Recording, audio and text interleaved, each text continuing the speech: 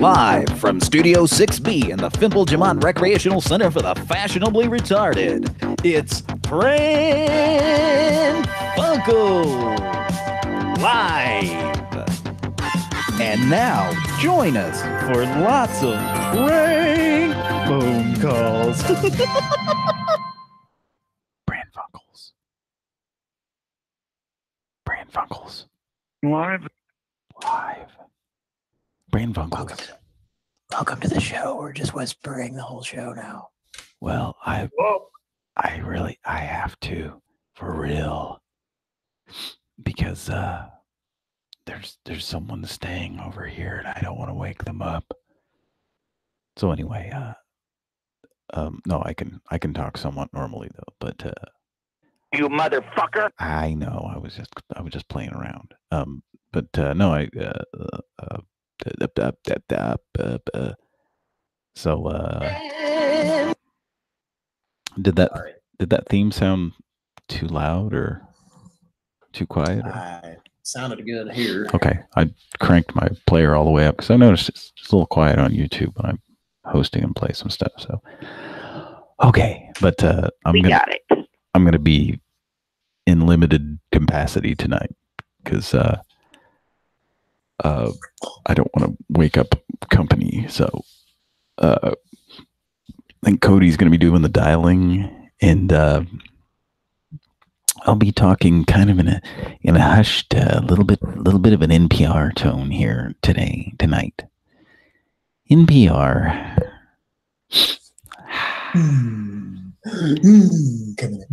Coming up next on NPR, we'll talk to Ron Sedgway, who's gonna support for NPR comes from Ron's support. Gonna read us a story about a breezy day in the fall of 1998. The Bill and Melinda Gates Foundation. Who are they? Support for NPR. So anyway, hope you enjoy it. Good night. Well, welcome to the show. Yes, welcome to the show. I can be fairly loud. Yeah, you can go ahead and do that. Go ahead and do that. Okay, here we go. Hey, I'm being fairly loud. It's kind of fun. Yes. Someone's excited about it. Yes. Yes. Oh yeah, I gotta keep it down. Okay.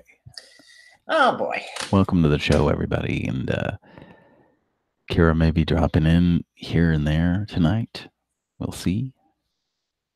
Hi to everybody in the chat. Peter Lolly, Scotty, Peter Lolly, Scotty in parentheses, Teen Wolf, Skynet, Mr. Lady. I think that's it right now. John Y, Price Chopper.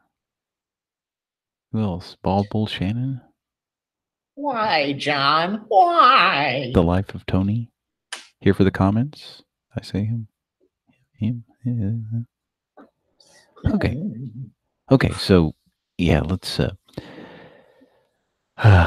just just keep in mind that you don't have to speak in a hushed tone just because I am. That's yeah, and it's hard to not do that. I know. Have a contrast there. Yeah. If you ever got on the phone with somebody who's like in a car or something and they're kind of yelling, and so you're like kind of yelling back at them. You realize that like you're kind of yelling back at them, like, and you're in a place that doesn't require yelling.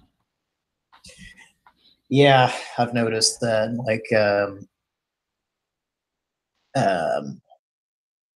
I don't remember what it was. There was there was a TV show where I don't know. It might have been Tom Green or something. I don't know, but like somebody was like whispering and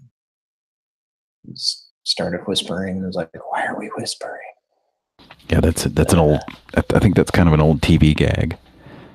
Yeah, but this was like somebody, and it was one of those real life It wasn't situation. written. Yeah. It wasn't written in And I was actually script. like at work one time, and there was this lady who was a client, we'll say, and she was like, I don't fucking work with Toby, okay? Nobody really knows Toby. Okay. No, but this lady was like just basically like a mumbler. She was like just you could just barely fucking hear it. She was I just hate one of those that. quiet talkers or Just whatever. kind of like that. And I didn't have to deal with her, thankfully, but I was just noticing that the people who were they were all like talking really fucking quiet, and it was amusing to me for no reason, you know. That's so There's weird. like no reason to be quiet. Yeah, Just I guess this lady was kind of crazy, so she just talked really quiet all the time, I think. I think that's kind of amusing to me as long as I don't have to talk to somebody like that. Yeah. The other thing that's really annoying when I have to talk to somebody like this, but is also kind of amusing is, yeah, I think we've talked about this before, like certain people that just run all their words together and kind of just chew them up and mash them up in their mouth where you can't understand a fucking word they're saying. Like there was, I know, Cody, there's this local business, and I won't say what it is. Not that it's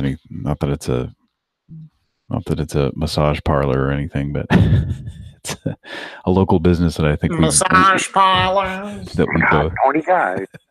It's a local business that we both had business with. That there was a woman working in there at one point that was like that, and like, I mean, you just have to sit there and think about what you just heard and figure out what she said. It was so fucking weird. Never had to deal with somebody like that, but it was just like, it's seriously, the way she talked was like, it's just like, what the fuck did you just say? I have no fucking idea. And then you ask her to repeat, and maybe you'd catch a word or two the second time. Well, typically people who talk like that, or people who are quiet talkers, you have them repeat it, and instead of, because they're crazy, so they don't realize I should speak more clearly the second time or louder. They say it exactly the same and at the same volume the second time. So right. Do you know what I forgot to do again? What? Start the goddamn my capture device. Oh shit! Well, I guess we'll have to. We'll have to copy this portion over. Yes, we will. But let me get this started here. Fucking hell! Can you? Why do I always give me a hint about where this lady was that you're talking about? Maybe you never dealt with her. Hang on a second here. Let me just get this shit started. I always fucking forget this. Peter Lally says Moisha. Moisha.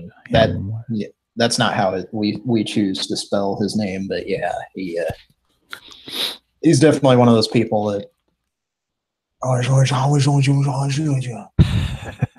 talked like that. I would love to get a hold of him now and just call him on the show.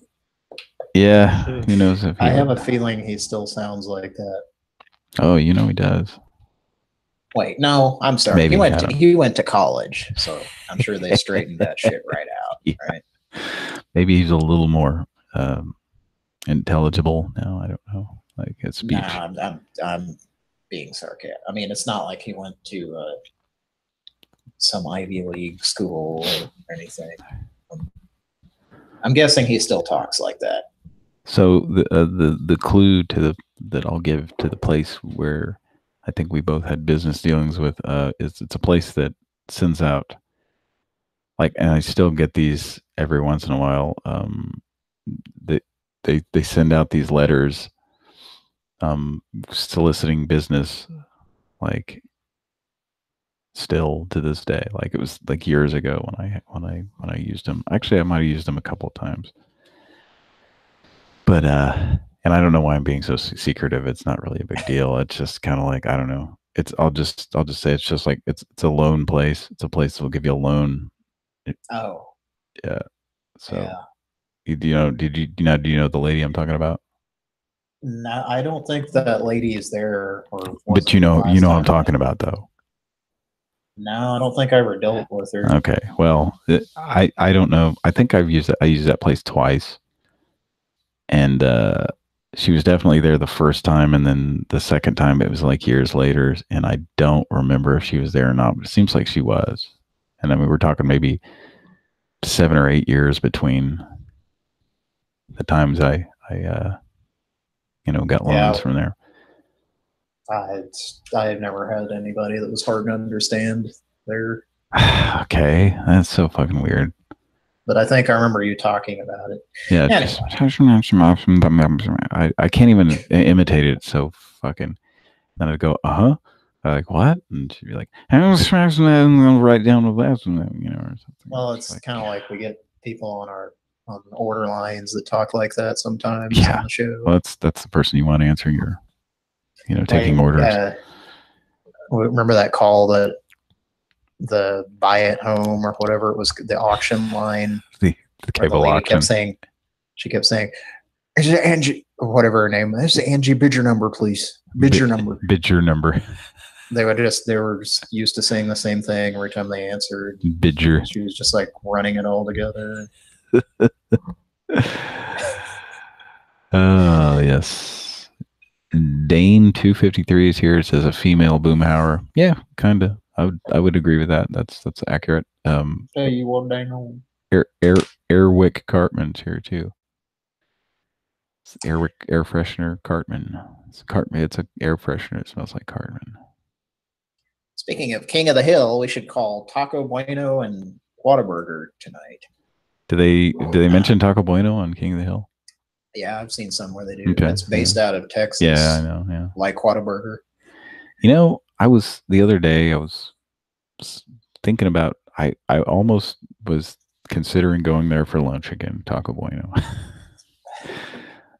You see, about 5 years ago, my wife and I got extremely sick eating there after eating at one of those places. But it was one of those situations where we just wanted to. We were headed somewhere. We had something really important to do. We needed to eat something, and we'd always eaten at Taco Bueno, and it was great. It was always usually really good. And we went into this one that we normally wouldn't go into or hadn't gone into, and there were like about a half a dozen reasons we should have just like walked right the fuck back out of that place. But we were like, fuck, we're on a schedule here. We got to let's just do this and just eat and go, and we shouldn't have done that. So that's what happened. You ate and you went. That's right. So out of both ends. So my wife is not. I can't yell tonight. By the way, if you're just tuning in, I have to be quiet. I have company sleeping in my living room, so I'm not going to be participating a lot tonight. But so so she has literally not eaten there in like 5 years. I think I haven't. I have eaten there about once or twice, and Cody, that was with like you. One of those times, at least, was with you and Justin. That may have been the only time, actually. It's with you and Justin there when I was up there. So, well, it was about 6 years ago, or actually 7, that I got food poisoning from a Taco Bueno. But you still eat there. You're just fine. Not very often. I mean, I think it varies from location. Yeah. Cleanliness. And you can probably tell if you actually go in and look around. You can kind of size up the employees and tell if they take shits and don't wash their hands and stuff like that. But I actually occasionally I get coupons or coupons, however you want to pronounce it. But or coupons. Because there's one really close.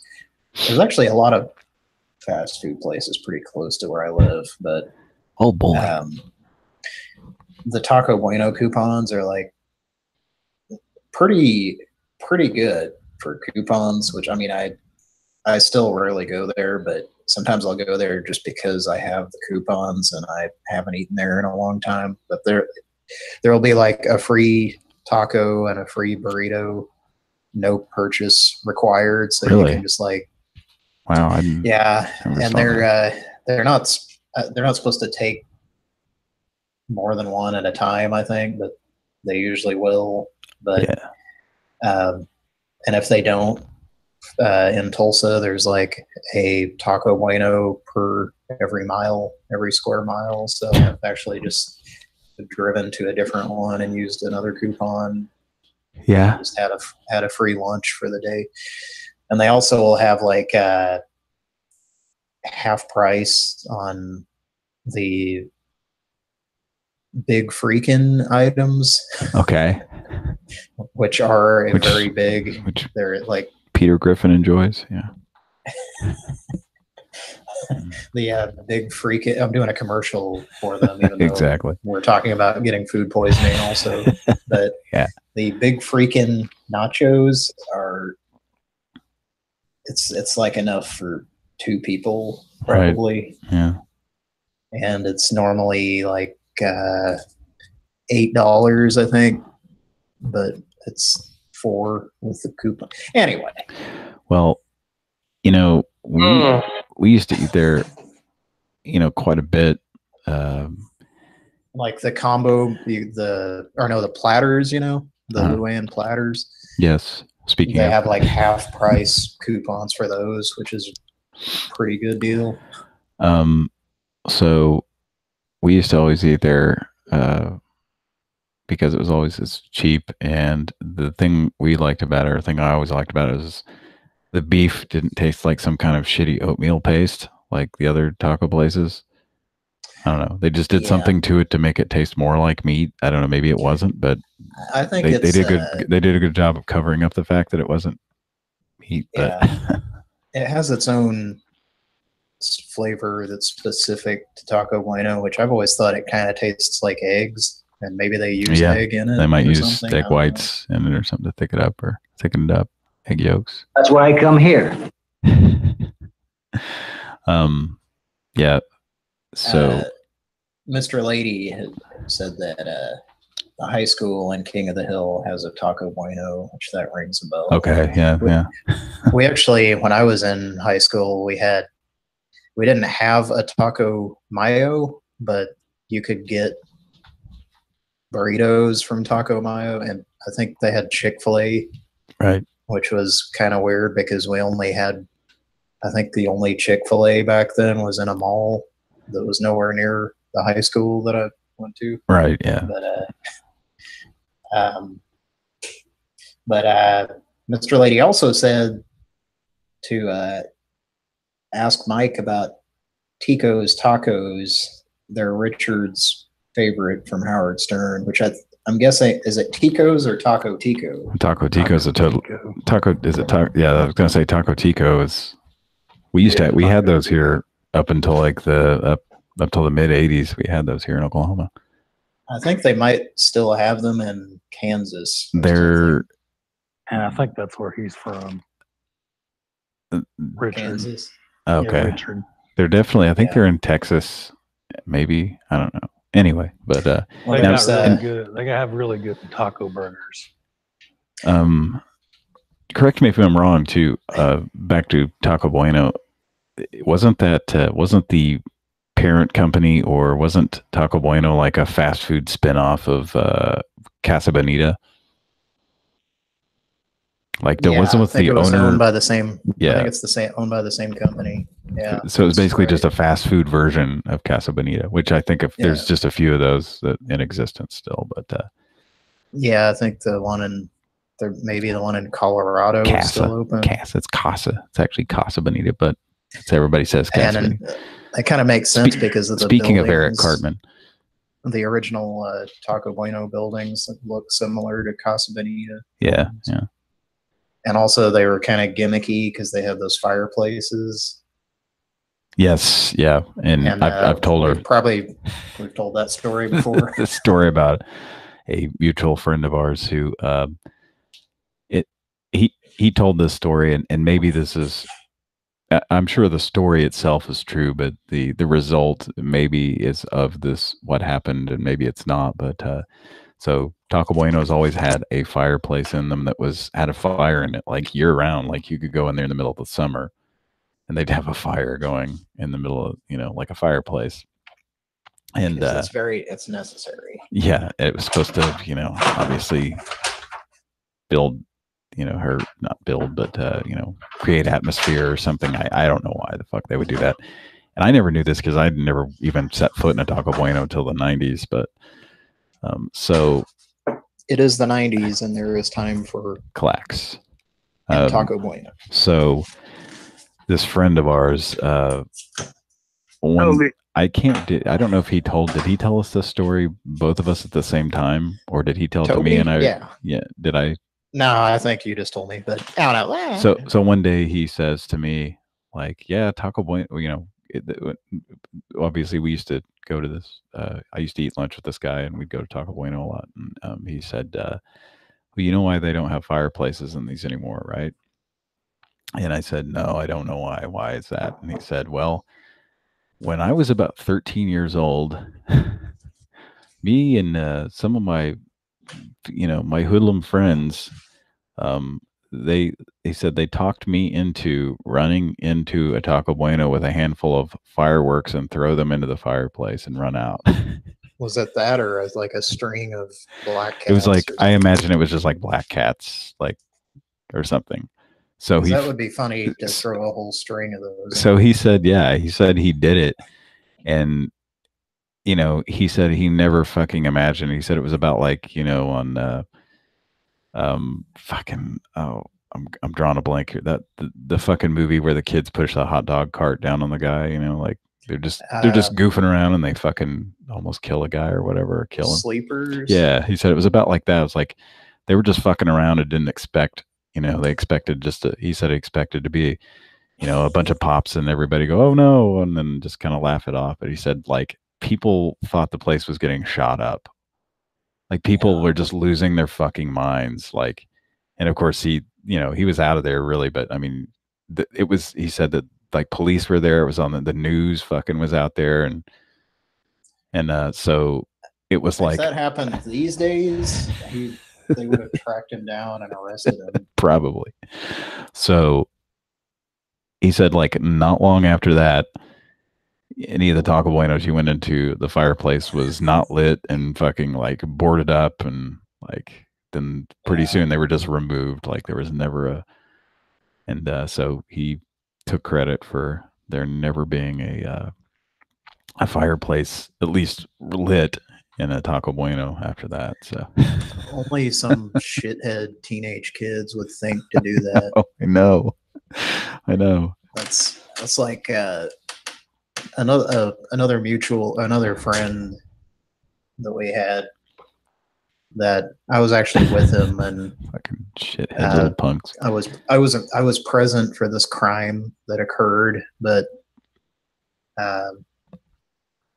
nothing bad happened. So I feel like it's okay to talk about this on the internet. But I think the statute of limitations has probably run out on that. Well, I don't think nothing bad happened, but it definitely could have. Yeah. It was like 2 or 3 in the morning, and he had a semi-automatic paintball gun, and we stood on a bridge or overpass. Is there a difference? Yeah. Anyway.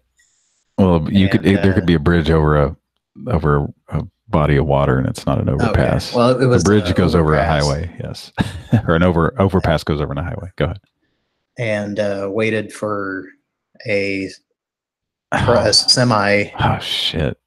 And he like shot a shitload of paintballs on the windshield as it went under us towards. That is so bad, man. We thought it was hilarious, and then I remember I came home and like we were telling you and someone else about it, and you all were like, told us we were dumbasses and that could have caused that semi to wreck. Yeah. Well, that was probably around the time you were hearing about kids like dropping cinder blocks off overpasses on cars and shit like that, which I guess that stuff still happens occasionally now. I think this predated that kind of stuff, but maybe not. I don't know. Anyway, yeah, that's a fun story. And the other thing I was going to say that's a lot less potentially harmful, but the Taco Bueno firework story reminded me of this. And this may have been told on the show, but I'll be brief about it. There was a local establishment. I don't know if it's still there, but in the town that we grew up in, and me and a friend used to go into it was in a strip mall, and it was like a Chinese buffet. Oh yeah. I don't know if it was Chinese or it was a Korean but anyway, it was an Asian food buffet place. That place can't still be there. It might be. I have no idea. Anyway, in the same strip we've center, told this story. We've told this story, but it's still a funny story. Go ahead. There was a pizza place, and we would hang out in there because they had arcade games and stuff. Street Fighter 2. We would take. They had like at the salad bar at this pizza place. They had like crackers in the packages. You could just take them off the salad bar. I would, like occasionally just take some crackers and eat them. But we would take like packets of crackers and like crumble them up in the package, and then like carefully open one end, and then like we'd walk in the Asian buffet, like next door. Like next door, which is right next door. It was next door, a couple of doors down, or I don't know. But it was in the same strip mall, and we would take that and like throw it and yell, "It's the stuff dreams are made of!" And like every time there would be and it seems like it was the same guy. I'm sure it was the same guy every time. He would come running after us, and he was like a really, really short, stereotypical Asian guy that would like yell at us and like come running after us, and then we would just like run in a drugstore that was also in the same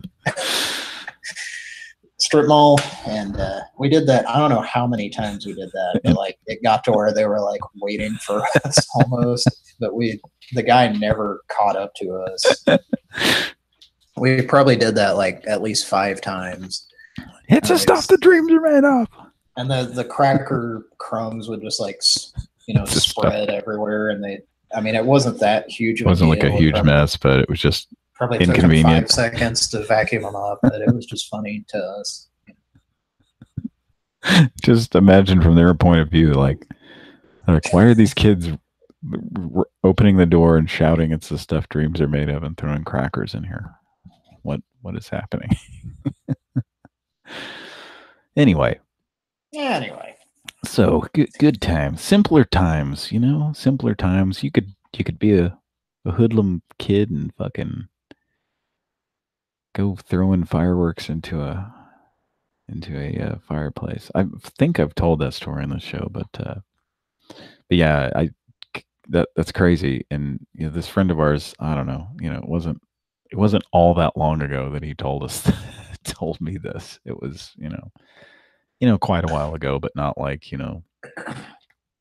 wasn't like 20 years ago or anything like that. But anyway, so it's kind of funny to hear that and go like, yeah, no, I always noticed that there was there are some fireplaces in some older Taco Buenos, but they're never lit. And he was like, well, I'll tell you why.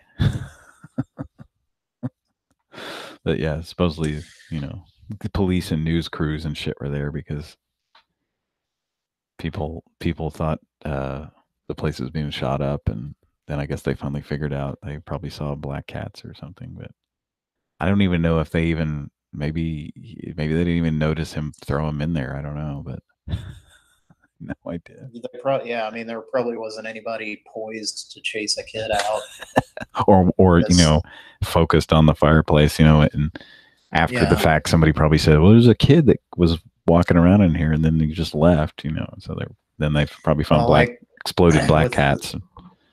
With the Figured it out. crackers being the stuff dreams are made of, they got to be where they were like, they were ready. Just ready. They're like, it's 4:30. Yeah. You guys did you just do that on the way home from school? Yeah.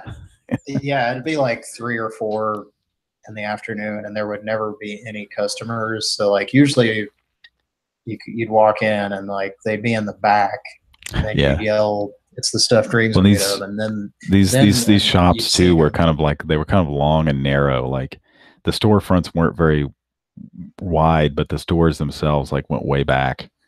So like, but then it got to where they were like watching or something. I don't know, but I remember the last couple of times we did it, the guy was like standing out in the restaurant, like he was just ready to come running after us. which is funny. I just imagine Ken Jeong standing there waiting to get angry and chase you. Pretty much, yeah. Okay. Thanks for listening to the show, folks. Good night. Yep. Hope you enjoyed listening to us talk about these bullshit stories that we probably already told on the show. Hope you enjoyed it. Good night. Now I got a big list of numbers to call. Okay, well that's good. And you're doing the dialing tonight, so yeah, you can just have at it. We I always forget to get this thing open. Go ahead if you were gonna say something there. I didn't want to interrupt. No. I meant to open up my special folder here, which contains something here that I'm trying to get open here. What are you drinking tonight? Summer of 1,000 calls. That's what I'm drinking. No, I'm actually drinking nothing. Can we hear that again? Not underwater? Well, it didn't sound underwater to your to people listening live. Just keep that in mind. Hopefully not. No, I guess it didn't. It's something that Zoom does. It's either, I don't know, or my sound card. It could be something wrong with my sound card. I don't know, but yeah, when you guys play things and they come through, they sound kind of watery as well. So, to me, so, but it's like for the first, see, that sounded okay. For the first so many seconds, it's fine. And then suddenly it's underwater sounding. So I don't know what.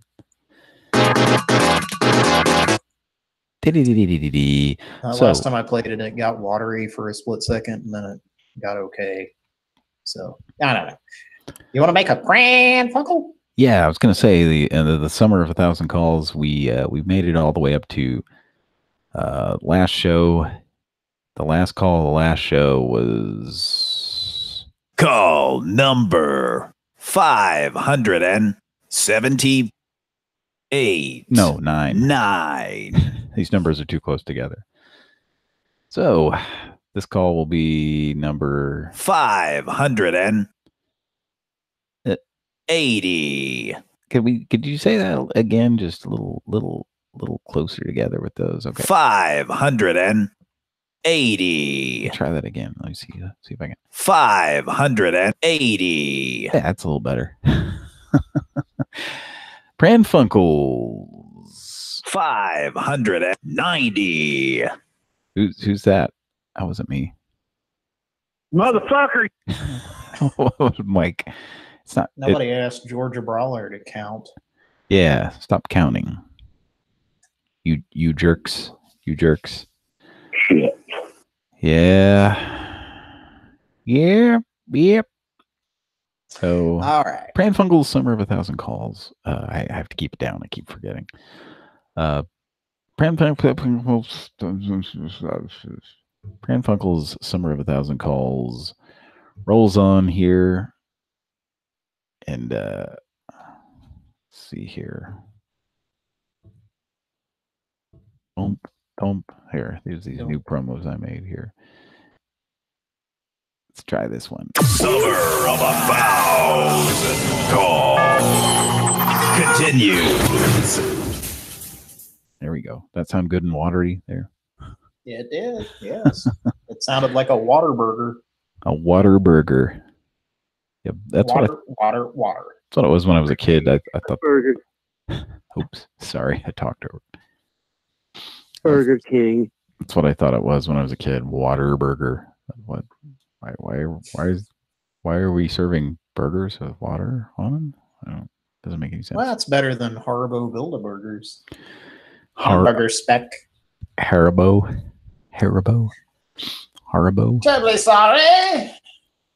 You have received Plate of hamburger speck. Luda's brand. Terribly sorry. Hamburger speck. Terribly sorry about this. Well, it resembles the Hamburg flag. That's, of course, that's why you call it. Well wishes for a speedy recovery from such hamburger speckery. All right. Yeah, as you can hear, my processor on my computer is going crazy. Hear that? For some reason. I hear some crudulates. Is that what's going on? Crudulates? I don't hear any crudulates. Oh, I thought I heard something. Oh, okay. Okay, the Zoom chat. I wonder if there's a way to make this not stay. What are you trying to do? I can help you. It stays on top of everything, and it's annoying. Oh no, there's no way to undo that. Yeah, it's just no way. I wonder. I don't think there's a way to do that. So, I can see on your screen there that there's a live UFC 227 post-fight press conference. Why don't you guys just go? I think you guys need to just. That looks way more than important than what we're doing here. So Was there a fight tonight? I didn't know. You know what's crazy about UFC? Let me tell you a little something about UFC. I remember back in the day when. Well, first of all, it wasn't really regulated, and they would have like one fight a year, and it was like brutal shit. Like the guys would just pummel each other. I remember like UFC 4. I'm not even kidding. And it was pay-per-view. Like it wasn't just on cable. Like They didn't have any weight classes back then. yeah, it was just like fucking. I don't know how they did it, but it was just like I remember hearing about it, and then like somebody was like, "Yeah, I got it on pay-per-view," and like just watching some of it, and like, holy fuck, it's just brutal. Like I said, Jon Favreau as Monica's boyfriend on Friends, I think, participated in it. Oh, okay. If I remember correctly. But so and he got his face all mashed up. Oh yeah, I think I noticed. I noticed that. I noticed he looked different after that episode of Friends. Yeah, he looked kind of like he'd put on a bunch of weight, and then he looked like he got all skinny, and then he looked like he put on a bunch of weight, and then he looked on. So anyway, UFC they didn't used to have a UFC fight like every other month or whatever the fuck they do now. And it was better like that. That was the way it was, and we liked it. Yeah. So anyway, but because it was a huge deal, it was like shit was not really legal almost or something. I don't know. It was crazy. But now it's I think they got a bunch of rules and regulations, and it's we shit, they're up to 227, whereas if they just kept doing one a year, they'd be up to like 24 or something, or 25 or something. Or I don't know, maybe more than that, maybe closer to 30. They've probably been doing that for about 25, 30 years. I don't know. So anyway. All right. Ready to get on with some calls here. Yeah, Everybody out there listen. When you have the chat window open on Zoom, it stays on top of every other window. Yeah. I think it's because I'm sharing my screen. And it's kind of annoying. But anyway, I'll not complain about it on the show anymore. Right? So mine stays on top too. Yeah. There may be a setting. Is there a setting where you can tell it not to? That's what I was trying to find, but I couldn't find anything just now. But I don't want to waste too much time. Yeah. All right, let's make a Pran Funkel. You ready? Sure. Let's go. Now this is a 24-hour diner. So I did do a test call, and it didn't sound extremely loud on that particular night, but we'll see. I don't know. Should I just try to do this one myself? It's up to you. Whatever you want to do. Sure. Let's. You can try a soundboard, and then if they can't hear you, then I'll come in or something. Okay. Okay. All right, here we go.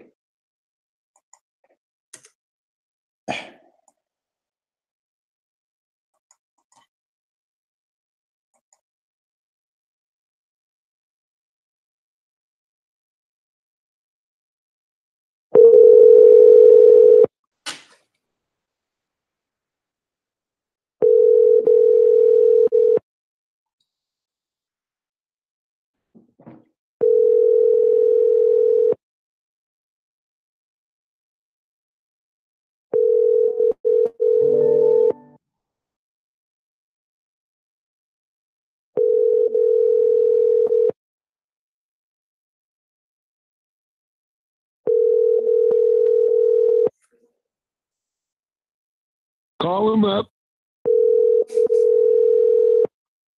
Call them up.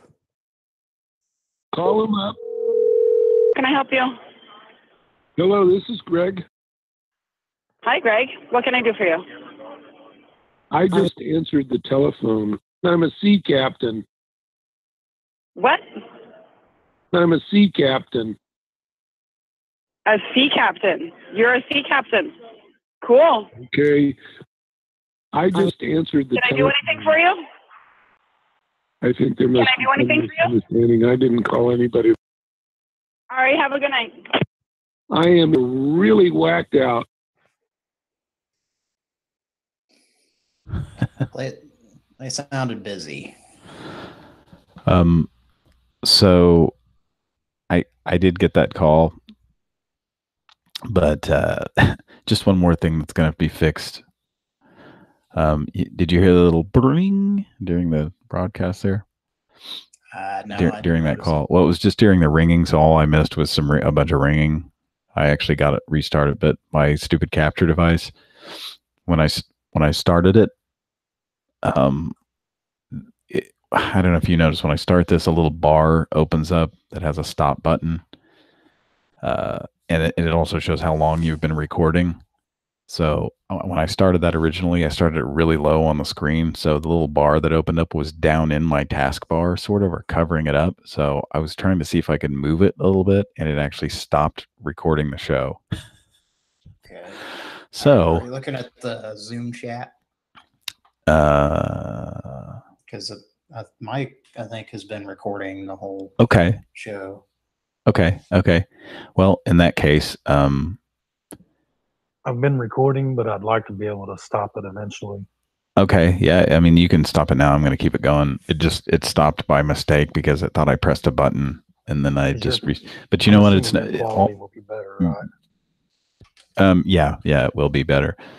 Yeah, and you don't have to worry about it. I mean, I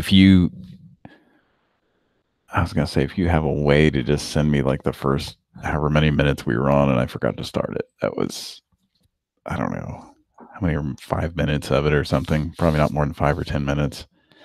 Then I can just put that on the front of this, or I can just get it from YouTube, doesn't matter. But anyway, and like I said, all I missed was a bunch of ringing anyway, so I'll just cut that from the archive version. So you just want first 10 minutes. Yeah, I think I started it within 10 minutes of us.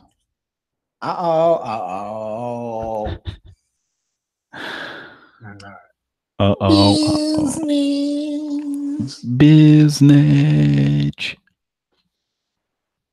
All right.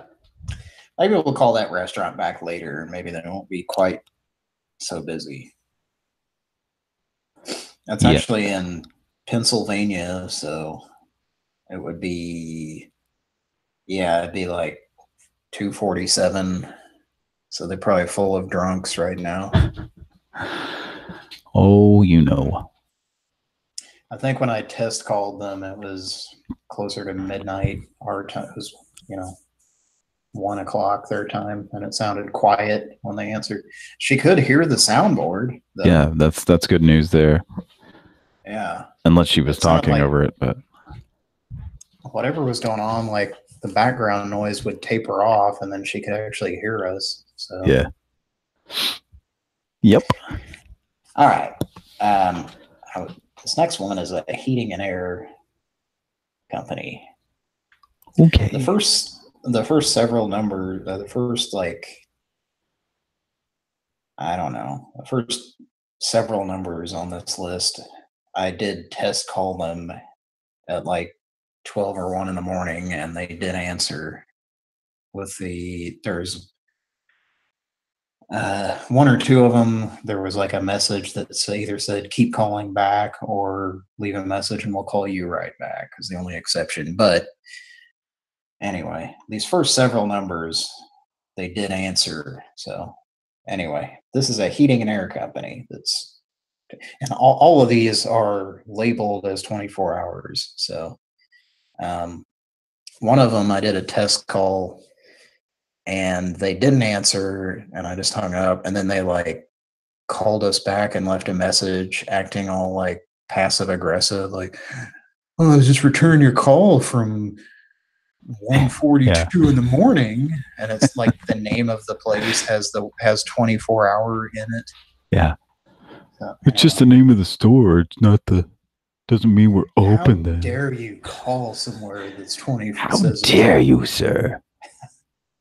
So we're definitely going to want to call them. Actually, I don't know if I have them in this list. Oh, yeah, there it is right there.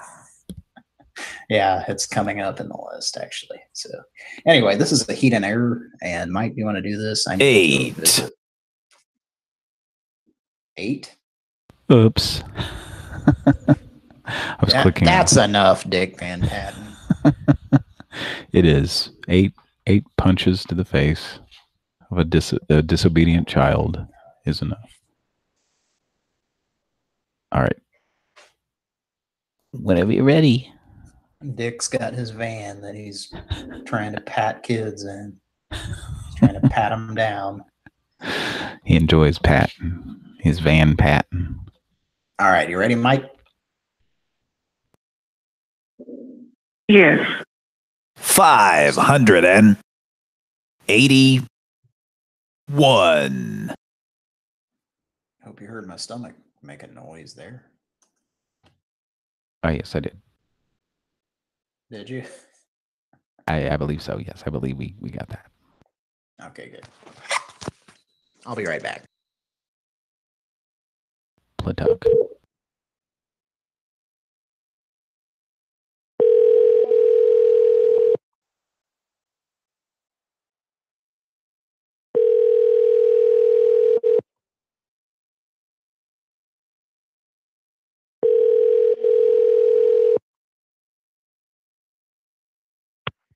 Hi, you've reached Wesley with 20.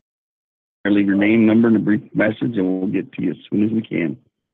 Thank you.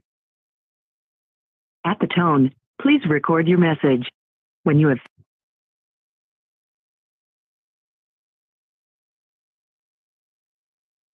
Oh, boy. All right. Oh, there we go. It's bizarre.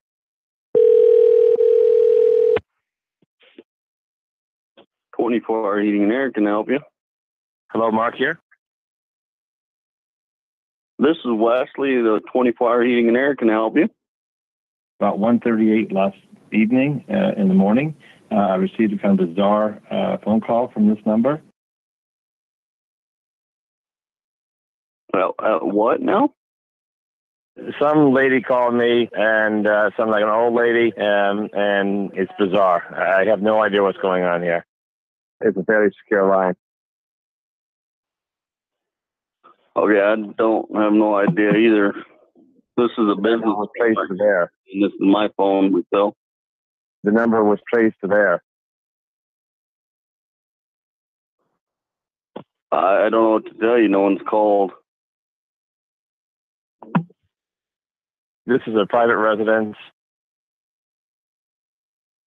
What was the prime directive? What's that? What was the prime directive? Prime director? What are you talking about?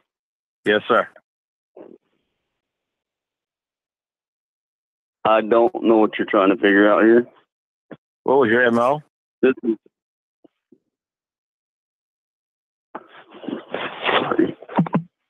Go. What was your MO? Go. It's like he's gone. Did Cody leave the computer as well? I'm back. Oh, okay. I'll accept that. Should we call him back? Hello? Yeah, it's up to you. I don't. If you think he needs a call, Don't back. forget to count that extra because I hung up and called him back. Yeah, so it was. So was that 82 or 83? Shit, So I don't know. The diner was 580. How many times have you called this guy now? 3 or 2? Twice. That was Okay. Twice. So it was 82. So if you call him back, it'll be 83. Let's give him a call back. Just use some different lines. Kevin Mark.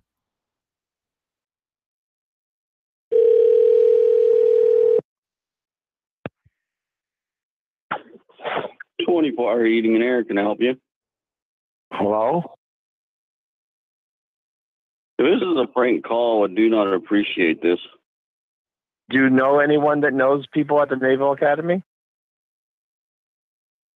At the what? I'm a captain with the United States Naval Academy. No, I do not. You're reaching Captain Mark. The United States Naval Academy. Okay, you're calling me. We're not calling you, so I don't know what you're talking about. I received a call up here in Boston. And we have not called you guys. I did receive your phone call. Didn't receive it from this number, sir. Do apologize. I'll just assume this is a erroneous phone call. You might want to talk to your local telephone company. And you don't know what number which number, because I've got the shop number is forwarded to us. This number called me last night or the night before, 1:38 in the morning. That's where I had left it at that time. What number did they call you from? What was your MO? What number did they call you from? 617-567-8. Nope, that is not this number. I don't know how you're getting this number. 617-567-6. No, sir. None of our numbers are at that, so I will let you go. You can tell me the number later, but I appreciate not calling back tonight. 567-617-1. What was your MO?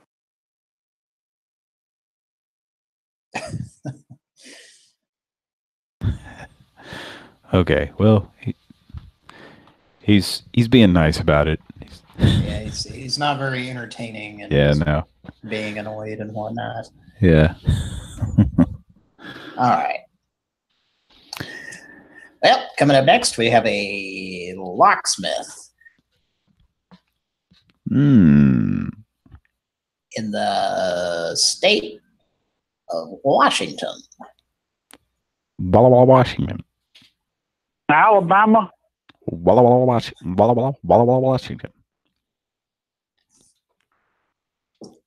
Does the brawler want to talk to this guy? Shit.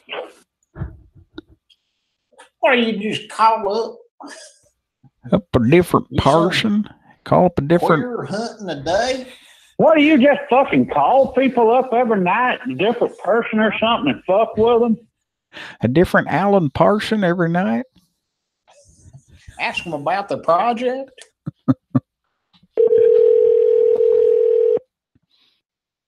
Tell them you wouldn't want to be like them.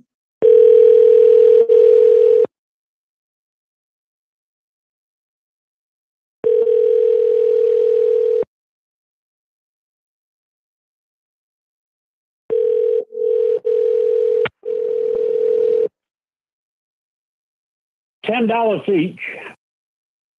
You've reached the 24. Hello? We've reached a 24-hour line that we're not answering. Let's give him a call back. No, anybody calls me at 1:30 in the morning.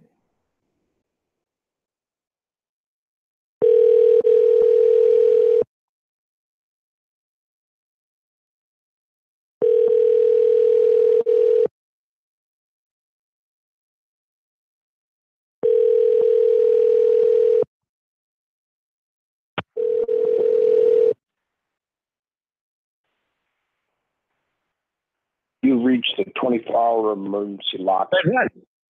I'm tied up on the phone right now or with another customer. Your call is important to me. Leave your name and your phone number, and I'll call you. Your call is... He's tied up while on the phone.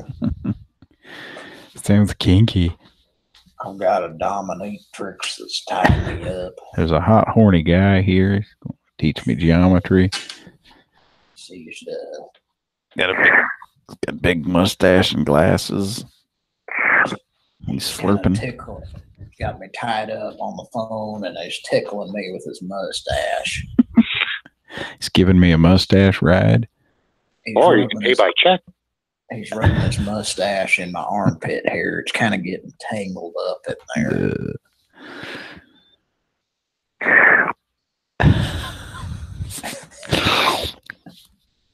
God.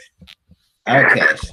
Want to try that one more time, or it's up to you. You're doing the dialing. You're in charge. That sounds like it could be a dangerous job.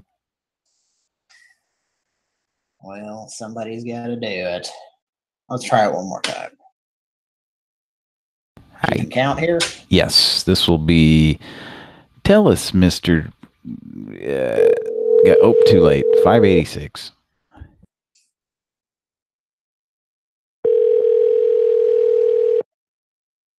Rockapella? Tell us, Rockapella.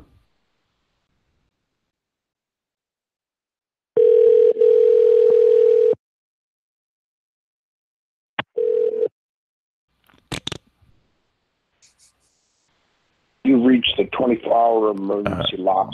Emergency. Phone right now with another customer. Apostrophe M, emergency.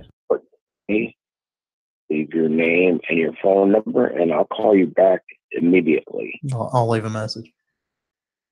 We do all kinds of services, lockouts of cars, houses. Okay. Lost car keys, You lock people out of these places? Oh, okay. Open safes.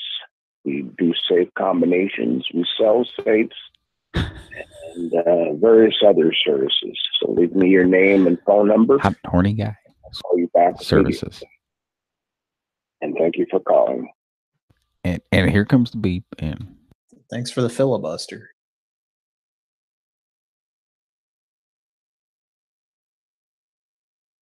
At the tone, please record your message. You waited. Yeah, I need locksmith service. There's 402-882-2083. My name is Greg. Appreciate the filibustering. You are satisfied with your message. Press 1 to listen to your message. Message review. Outdated.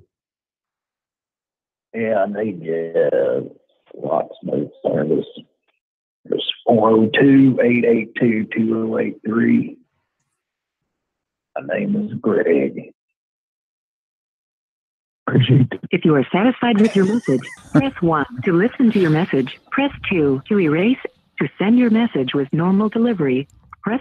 Thank you. Your message has been sent. Goodbye. That was urgent. Would you shut the fuck up? Shut the fuck up, urgent. Shut the fuck up, urgent.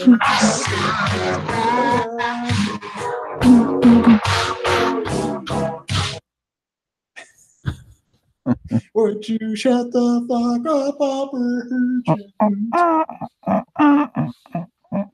Well, maybe he'll give us a call back. Okay, now coming up next, this is the aforementioned individual who called back later and left a. Actually, I wonder if we can find the. We can play the voicemail if I log in.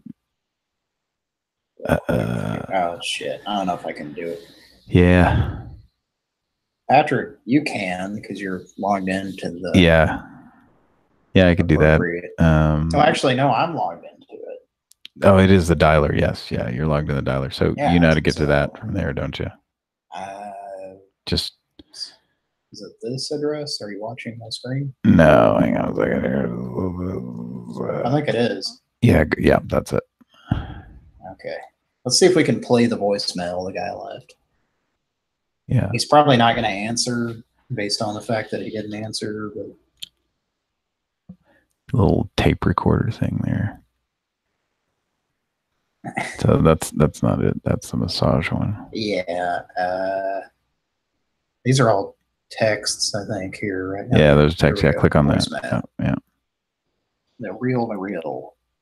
Okay, here it is.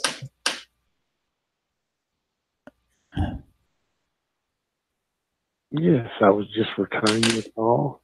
You called me at 12:43. This is Dennis Rupel with the 24-hour Christian Gym. Have a blessed day. What's funny is you have a transcription of this that Google does. I wondered what that was. The transcription says. I figured it out because Kira posted the transcription in our chat. And the last two words of it are bus bay. Busbay. And I wondered what the hell that was. I think I was guessing it said goodbye, but have a blessed day. So I don't know. Maybe he wasn't being passive aggressive. Maybe he was just like, unnecessarily saying what time I called. Yeah. So yeah, let's. If he doesn't answer, he'll leave a message. Maybe he'll call back. It's 24-hour Christian Gym. That's right. Call number 587. Could you hear that voicemail? Okay. Yeah, I heard it fine, which means everybody else probably did too. So let's give it a call. All right.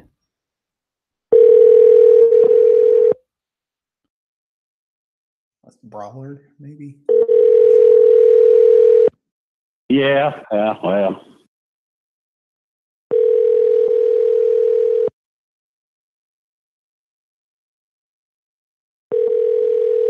Tallahassee.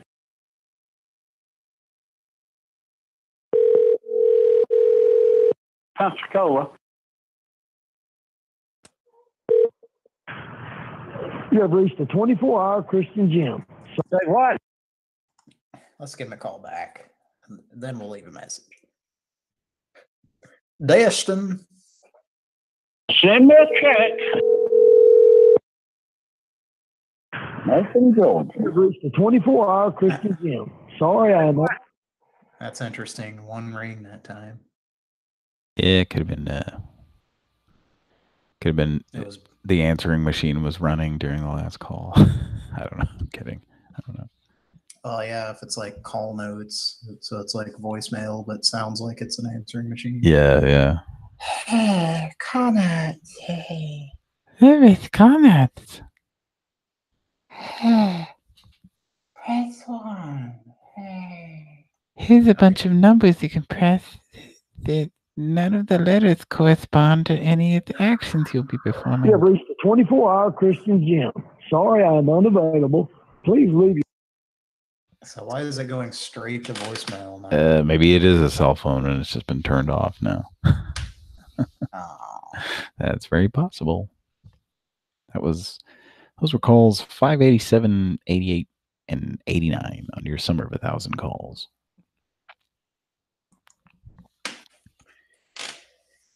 Let's give him one more. Say what?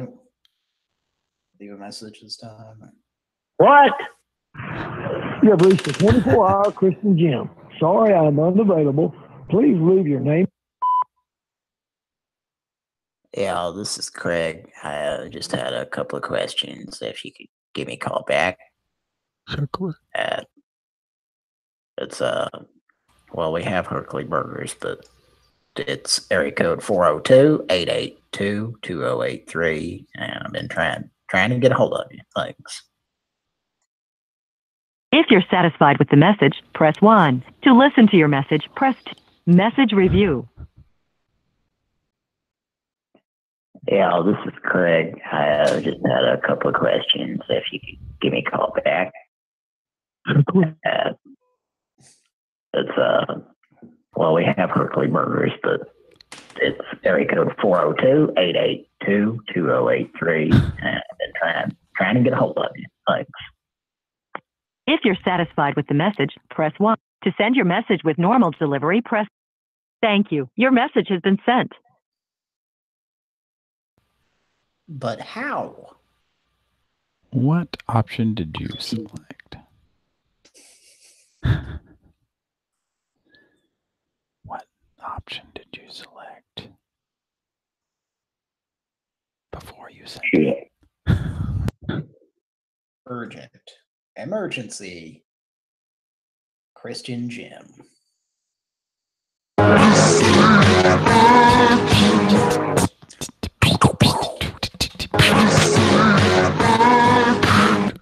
No, I don't say that, you piece of shit.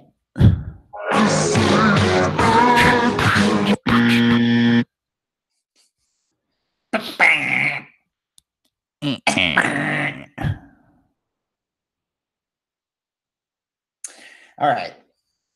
Next number. 3. That wasn't me.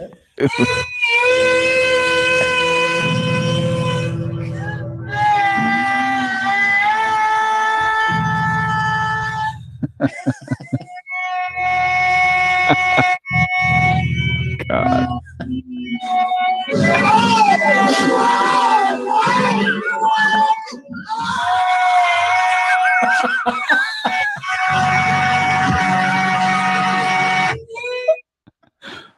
I think we just had a little we just got to listen in on what's happening in hell right now. Was that Kira or Mike? Yes, that was Kira. That was Kira. Okay. Yeah, I played a little bit of that on a previous show, but it's like a safety.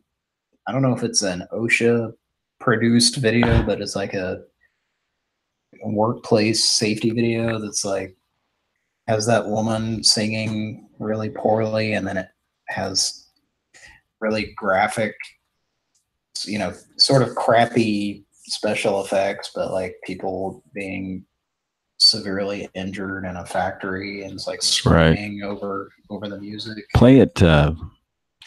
Play just a little. Play just a little bit of it.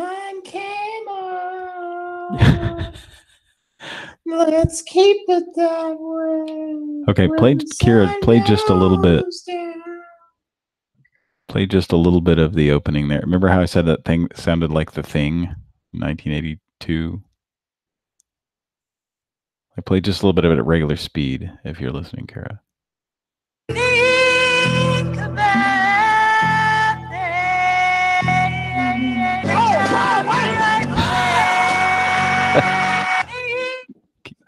Can you play it before she starts singing? Do you have any of that? If you don't, that's fine, but For people who are wondering what I'm talking about, listen to this here.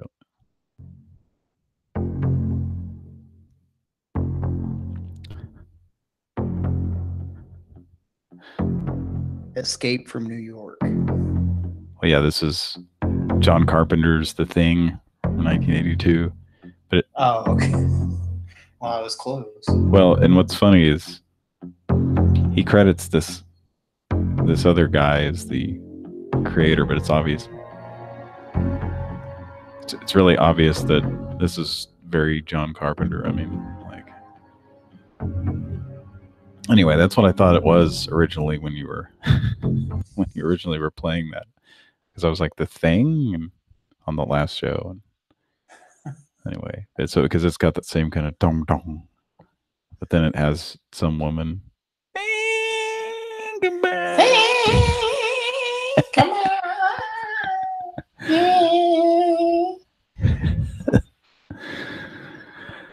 Oh boy. I don't know if I'm good enough to not hit the notes properly like she does. Yeah. You need to, if you're going to think about it, you need to think.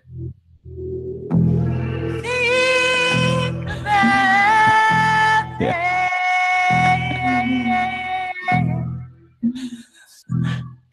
It's like they got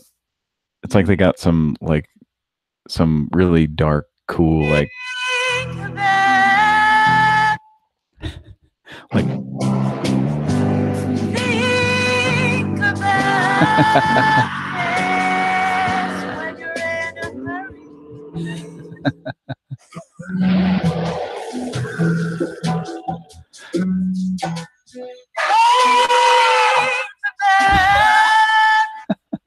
think of people screaming.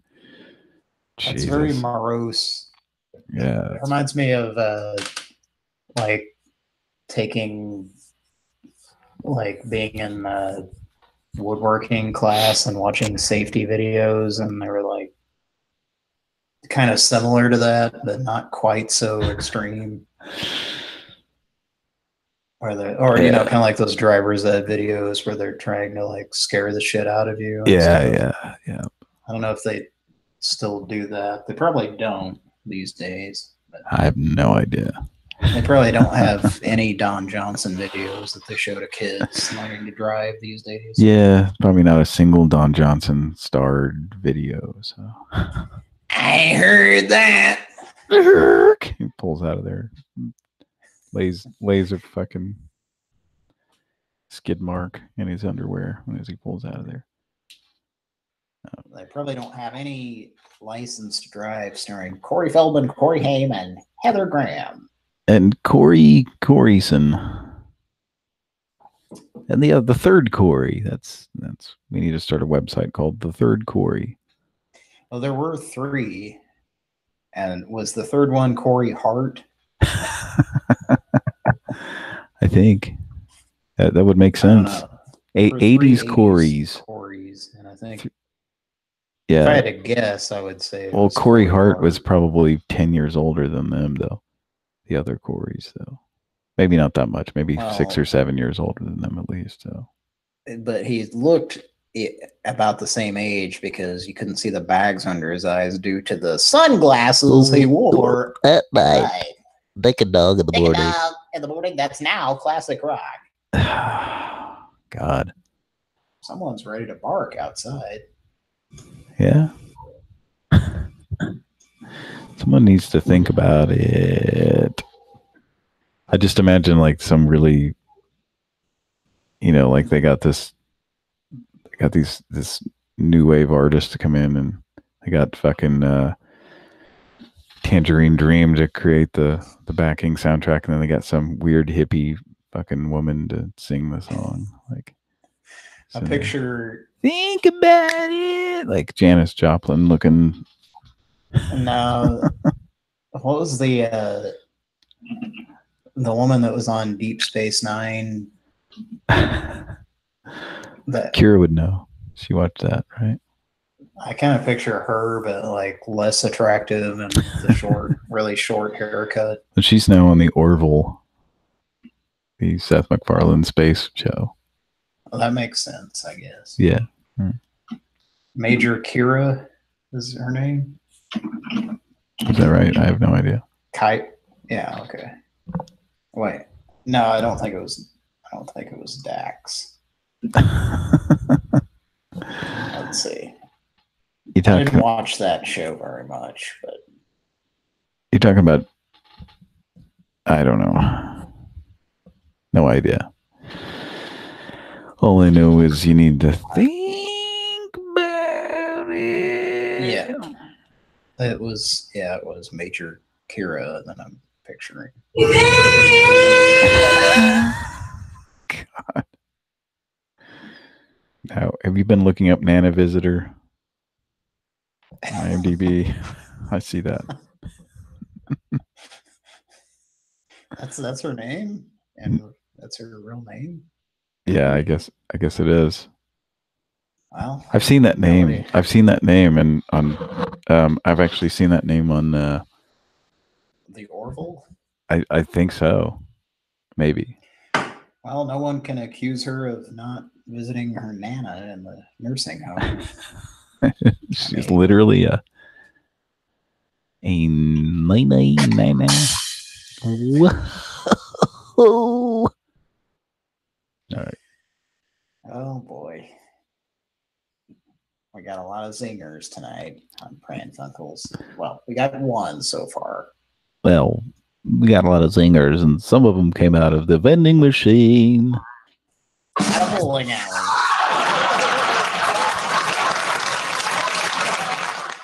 Some of them came out of the vending machine at a bowling alley, and unfortunately, had mold on them. Well, next to them in the vending machine was some bowling ball wax, so the zingers kind of absorbed the flavor / smell. Yeah, of that. So it's not good. There was there's a place I worked at that had a vending machine, and it's kind of a big deal. Because like I don't know, we just suddenly got this vending machine. Everybody was like kind of going crazy, and then after a while, like I mean, not really going crazy, but it was like, oh, cool, we got snacks and stuff now. But then after a while, there were certain things that people weren't buying out of there, but like whoever was running the whatever the vending company wasn't like rotating any of the stuff out. So there was like literally a package. I don't know if it was zingers. It was something that was like chocolate cake in there, and you could literally see mold growing on it in there. That's how long.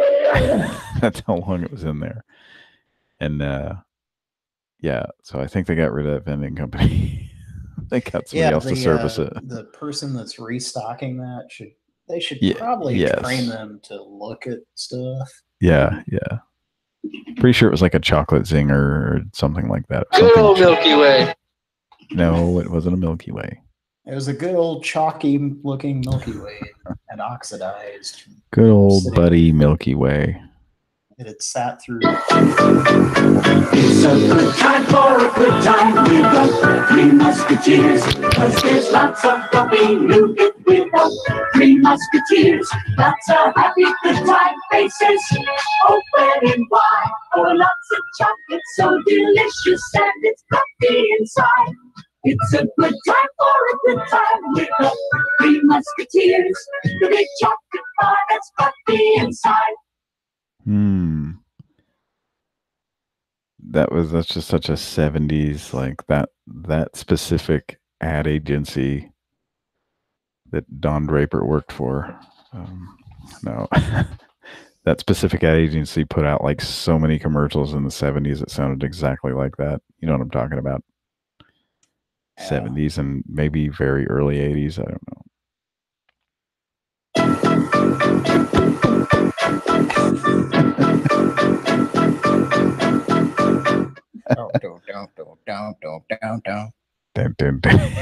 You could rearrange it where it kinda sounds like Peter Gunn. Why are you looking at Clayton?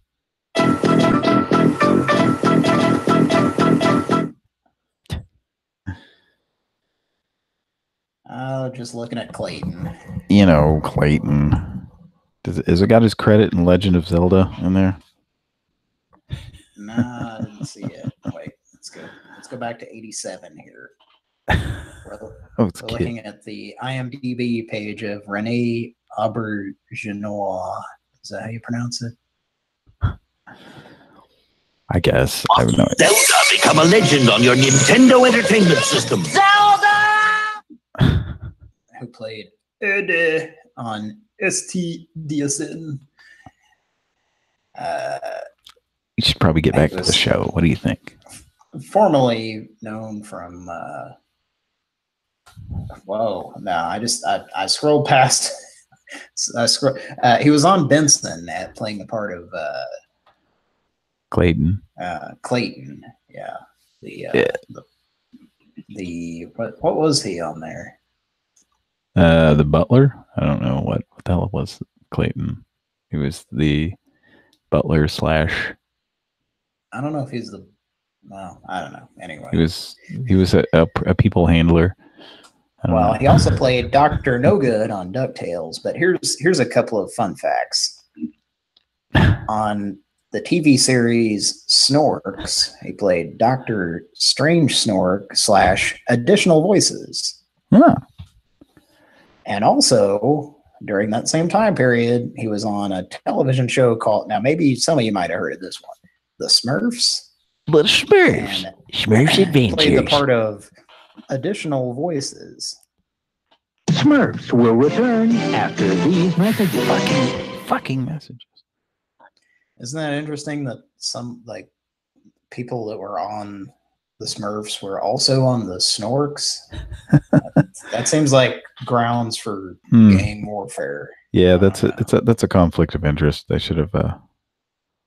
You can't be on one and the other. All right, let's get back to the show here. How about that? Let's get back to calls. Let's make some Pran Funkels. Next call, please. I believe it. I believe that it was. Oh, okay, good.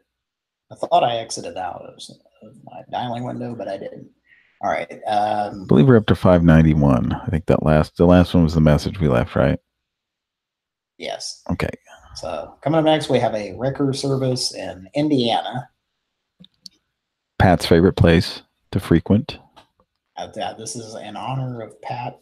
I thought he was going to call in or something. He never called in. Maybe he's just listening. Well, the night is young and so am I. Where are you? He doesn't have to call in if he doesn't want to. Gordy Brown is hands down one of the. Is that Ben Stiller doing a voice? I don't know. Is it just Ben Stiller? Can you imagine if you knew that guy and you had to hear him talk all the time? Gordy Brown. What if you worked with that guy and you had to Gordy Brown show up? That guy is hands down one of the Gordy Brown. Yeah. Gordy Brown is hands down one of the. That's just such an annoying voice. Sounds like Ben Stiller. Gordy Brown is hands down one of the funniest impersonators that I have ever seen. Who am I? Oh, let's find out. And it's subconscious. It sounds like it sounds kind of like Dane Cook trying to sound more annoying. Attempting to be more annoying, yes. Oh boy. All right, R.I.P. His career. Can I tell you a little story about? I was watching. So I told you we don't have cable anymore. We got rid of our cable. So there's this new Gong Show with Mike Myers. Yeah, baby. Exactly. Yes. So, and it's actually. I like that Michael Myers. He's always wearing that hockey mask and chopping up them kids at Camp Crystal Lake. So, yeah, there's one of them right there. So anyway, this Gong Show this new Gong Show. It's a whole lot like the one from the 70s. So it's pretty watchable. I'll say that. I'm not going to say it's so great or anything like that, but that's about the best thing you can say about something that Mike Myers. It's watchable. Yeah, that's a pretty big compliment. So there was this guy on there, and he came out and he had this little it was like the Yamaha keytar. Remember that little keytar like Chris had, Cody, our cousin Chris? Yes. So he had one of those, and he was doing something, and they gonged him, and I wasn't really paying that much attention. But then, like, I saw something on its. I saw something. That same exact one. Yes, yeah, that red. Because there was, I think there was also a Roland one that was like. This is the Yamaha. It was the red one. Same. It was like a more advanced one. Right. So I noticed something on the keytar that was like a sticker that was on there that said Perry Funny, Perry Funny. I thought, wait a minute. There was a guy that a long time ago I was in contact with, and he lived in LA, and I don't know, we were discussing like comedy ideas or something like that. And his name was Perry Kurtz. And like he's a guy like he was at that time he was like in his 50s. So he's kind of an older guy, but anyway, so yeah, it turns out that was him. Dodge Perry Crust. Yeah. So, and this guy's it's weird, and he actually has a YouTube page too, and yeah, he's like just kind of one of those really old school kind of wacky, just kind of like your uncle funny comedians. I'm not going to say like, so don't go to his page thinking you're going to shit your pants laughing at his stuff or anything like that.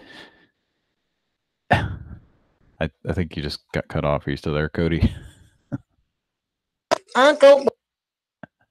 You keep muting yourself, or you keep getting muted. I don't know if it's automatically muting you or what. It's muting you, I think. I'm going to unmute you. Oh, no, I can't because you muted yourself. Yes. Keeps going, Uncle, but... Yeah, I was... Oh, you're doing that on purpose? Yeah, there was something in the background I didn't want people to hear. So anyway, so I spent a lot of time just kind of like looking at his videos and stuff, and it usually just does like zany karaoke, and it's, like it's kind of goofy, but there was some reason I was telling this story, but I don't know. I just guess I thought it was funny. Oh, he was on like Love Connection. He's got a video of himself on Love Connection, like in 1985 when he was like 34, which is kind of probably too many references in that one sentence. Which that's probably the most entertaining of all his videos is like his appearance on Love Connection 85. So anyway, I just thought it was really interesting for whatever reason on the subject on the subject of kind of goofball comedians that I don't know, but this guy's at least seems like he might be an okay guy to if you knew him, if you're friends with him. But is this somebody that we kind of know, or no? I don't think you ever knew about this guy. This is just some guy I was talking to when I lived in LA or something, and something like that. And so just very briefly, like I think he had a Craigslist ad, and he was just like, I don't know exactly what he was looking for. Don't we all? Yeah. So I think I just responded to it, and he said he wanted me to jerk off and watch something with him. No, I'm kidding. The opening theme to Uncle Buck. Yes, the Kevin Meaney Uncle Buck theme. Yes. No, nothing like that. Though. It was Now, what was the reference I was going to make? I don't know. It'd have to do with Love Connection. Oh, yeah. Who's the host of that show? I don't know. Who is the host of who or was, is or was? And I have some other host news that I found out tonight, too. If Kira's still around. Kira's gone. Okay. Dude. Yeah. Warner. No, it was. What was that? Somebody. Dude. Warner. Dude Warner. Dude Warner.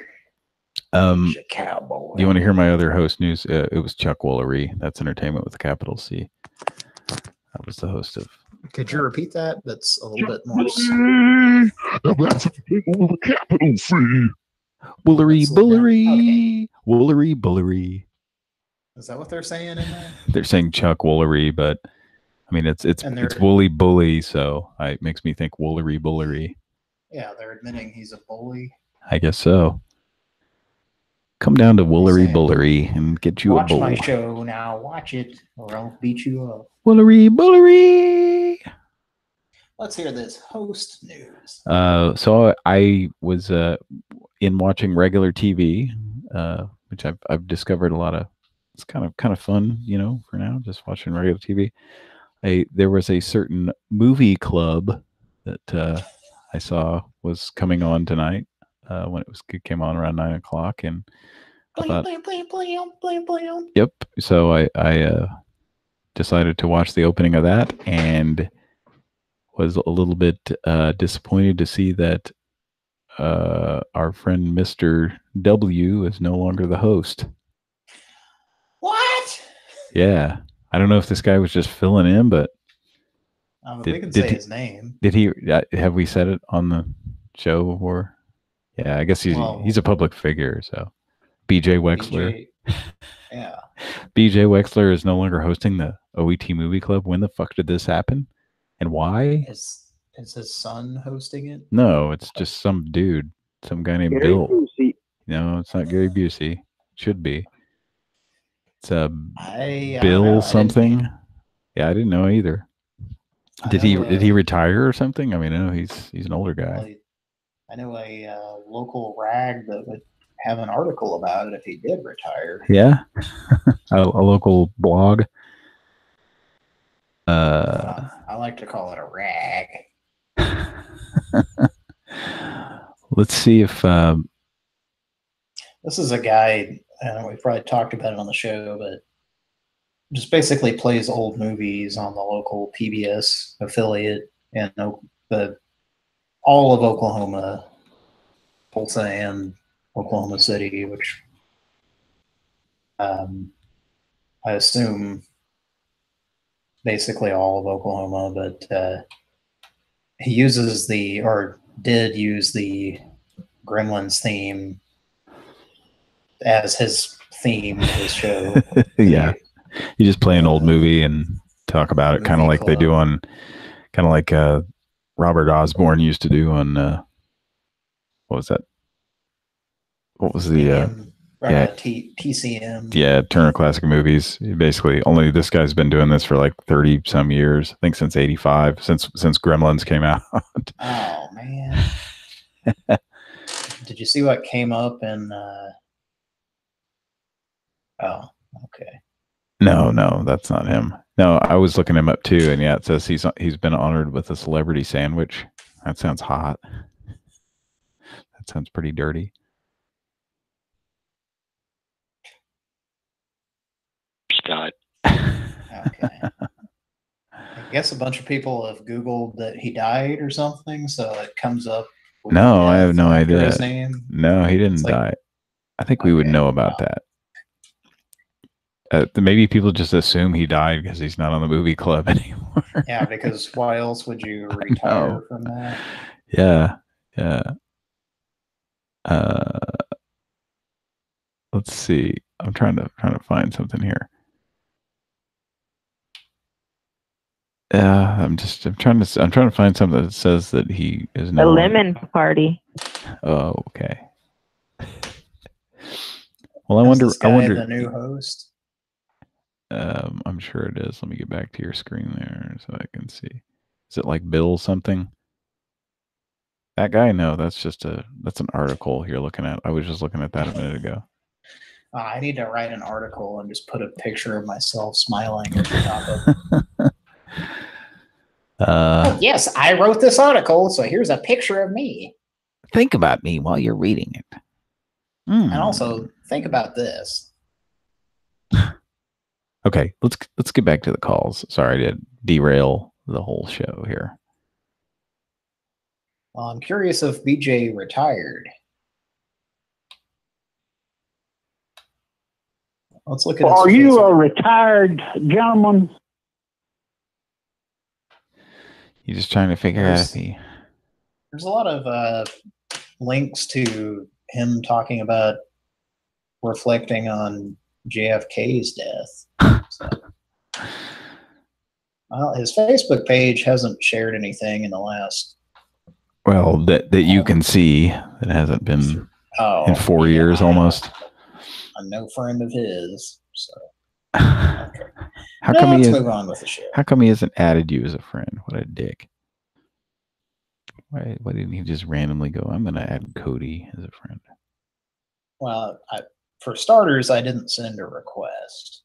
Well, there's that. But I kind of was thinking someday BJ Wexler is he's gonna know who I am, and he's gonna send me a request, and I'll feel important, and I may or may not accept it. All right, let's make a prank. Here's something to think about. Sometimes when I'm listening back to these shows, just for the hell of it, I'll go back and just Google stuff that we're talking about, just to see how much information is about out there about whatever it is.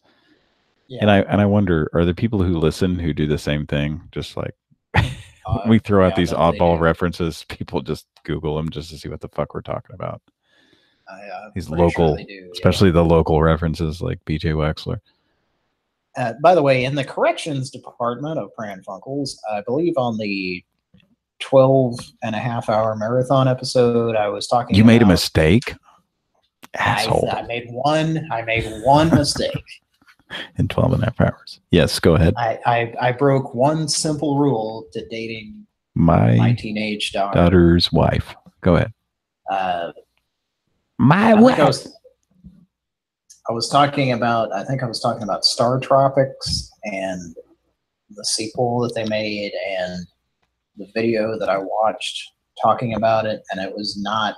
I think I made it sound like it was Cinemassacre video, and it was not. It was I think it was like the video game historian or something like that. One of the other 17 shows. It was just it was just somebody who copy talks about Cinemassacre video games, but it was not. It was not on Cinemassacre. I don't believe. So, apologies to people who might have gone looking for that. That Star Trek on Cinemassacre. It was not. I'm pretty sure it was not on there. Yeah. Okay.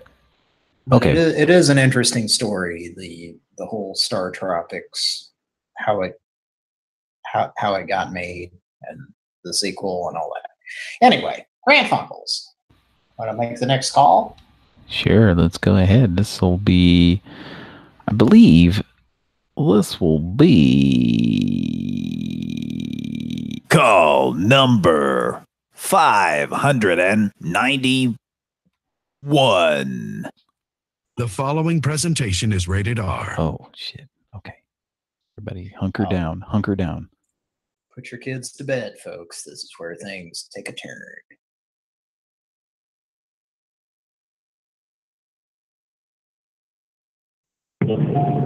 You have reached Cash for Cars. If you're getting this voice message, please hang up and call right back. We're unable to answer your phone. Yes.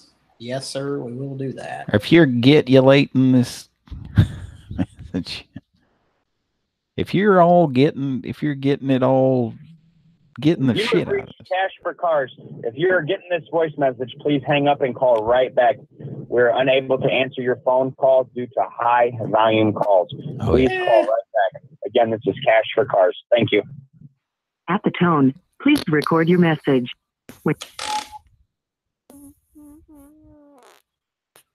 Yeah, this is Greg. Give me a call back as soon as possible, please. Need some help out here. Phone number is 402-882-2083. Yeah.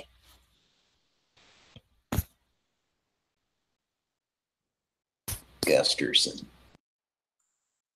If you are satisfied with your message, press message review. Yeah, this is Greg. Sounds like it'd be a real fart. As that soon you? as possible, Yeah. please. Need some help out of here. Phone number is 402-882-2083.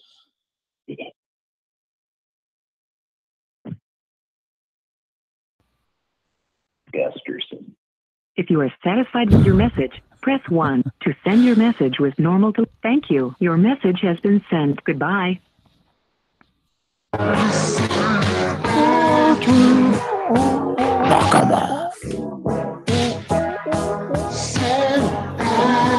Would you shut the fuck up? So that number is listed as 24-hour towing, but when you call it, it says just call us cash right for back. cars. Yeah, okay. So They're gonna. that's what I got. It's like I did a test call. They're gonna tow your car I away and sell it for cash. Go ahead. I tested that, and I think it did the same thing. So I was thinking, maybe that's just like a good way to make people think that you are actually open 24 hours. Just have a recording that says, I can't believe somehow you managed to get this voicemail and I didn't answer. Yeah. Because I think I called it twice when I was testing it.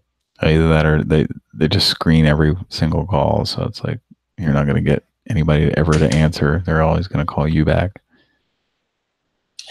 All right. So this next number is Walgreens. It's in Pat Segerson's favorite state. And I called and I got a hold of Wally the pharmacist. So maybe we can get a hold of him again. That's exactly how he answered the phone. This is Wally the pharmacist. 593. Just so you know, Medicare Part D customers now get even more every time they fill. From copays as low as $0 on select plans to reward points on all prescriptions. For more information, just stop by the pharmacy. Now just say pharmacy, photo. Okay, if you're a provider, like a doctor, a nurse practitioner, or a physician's... Lincoln. Sorry, let's use the keypad. If you're a prescriber or you're calling from a doctor's office, press the pound key. To refill a prescription, press 1. Okay, I'm connecting you to someone who can help. Just a reminder, the pharmacy's open 24 hours a day, 7 days a week, so you can stop by anytime you like.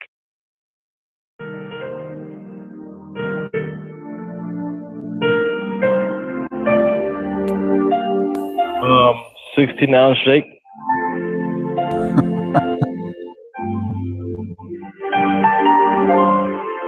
We're sorry, our staff is answering other calls. Please hold on and we'll be with you shortly.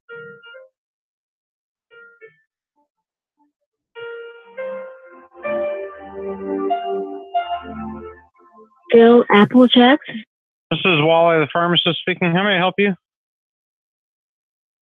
Hello? Hi, it's Wally, the pharmacist. How can I help you? Somebody there just rang my number, and the mosquitoes keep coming back. You're saying someone called you? Yeah, well. I haven't made any phone calls from here. No, anybody calls me at 1:30 in the morning, that's against the law.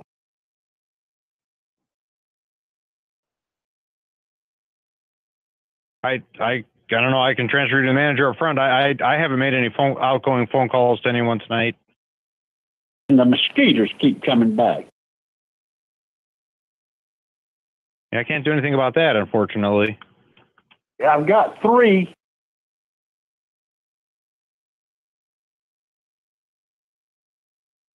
Yep. Hello? Yeah, I'm still here. Is there something I can help you with? We've got mosquitoes and yellow flies through dog days. Is there anything I can help you with at the pharmacy? What'd you tell me your name was? This is Walgreens Pharmacy. What's your name? My name's Wally. Spell that name.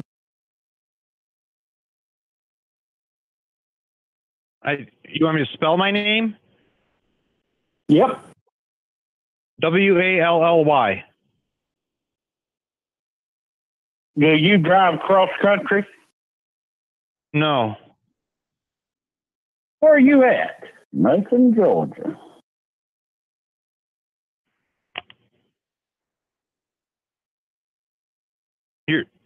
You're asking where my pharmacy is? Macon, Georgia. I'm not in Macon, Georgia. Montgomery.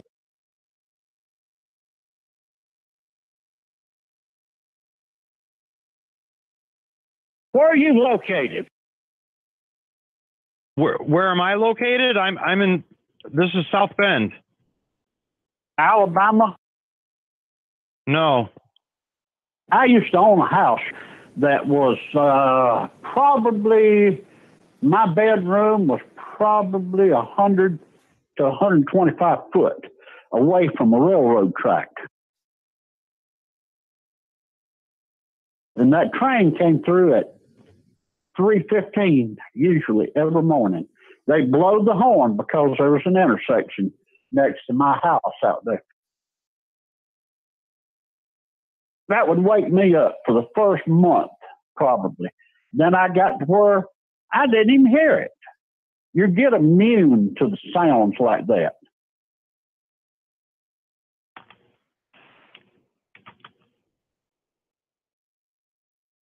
Hello? That's good. The C-130s fly over our house every now and then, but they're not, you just get to where you don't notice them after a couple of months. The fighter jets, they're just, right then and then they're gone, so it's not that bad here. That's good. What'd you tell me your name was? I've told you my name already, and I already spelled it for you.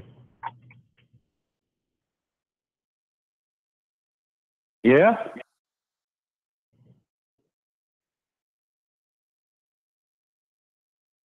I think you may have the wrong number. You called me, sir. I ain't never called you. I have not dialed out. This phone didn't ring your number.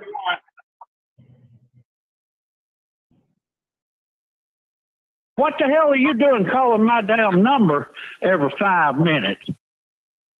I have not called any number. If you're having a problem with it, I'd call the police. What, do you just fucking call people up every night, a different person or something, and fuck with them?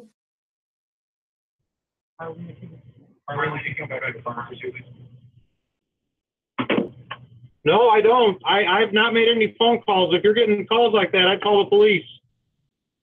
You scared the shit out of me. I don't know what to say. I'm just shaking in my shit right now.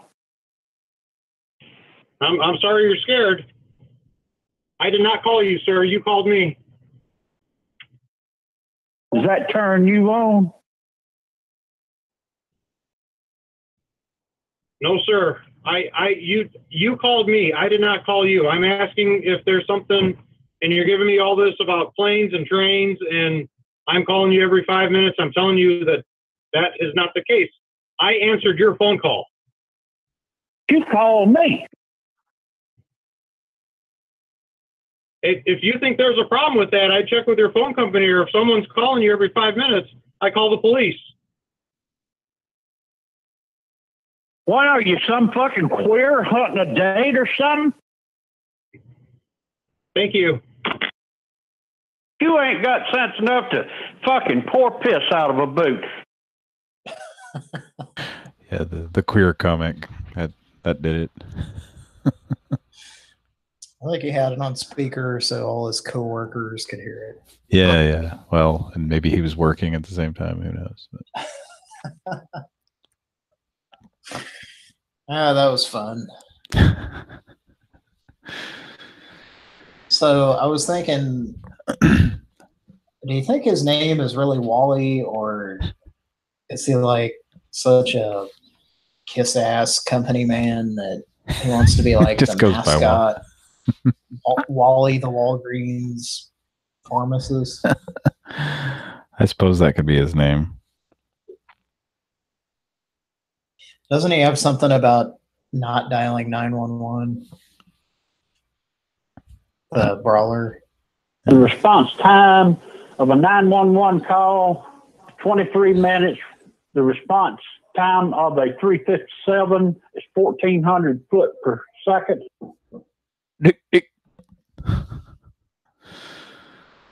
That's real funny. I look at that. I just want to laugh and laugh. At 1,400 feet? You're better off with that gun in your hand than you are trying to wait on a policeman. Well, as long as you have the emphasis on the right syllable.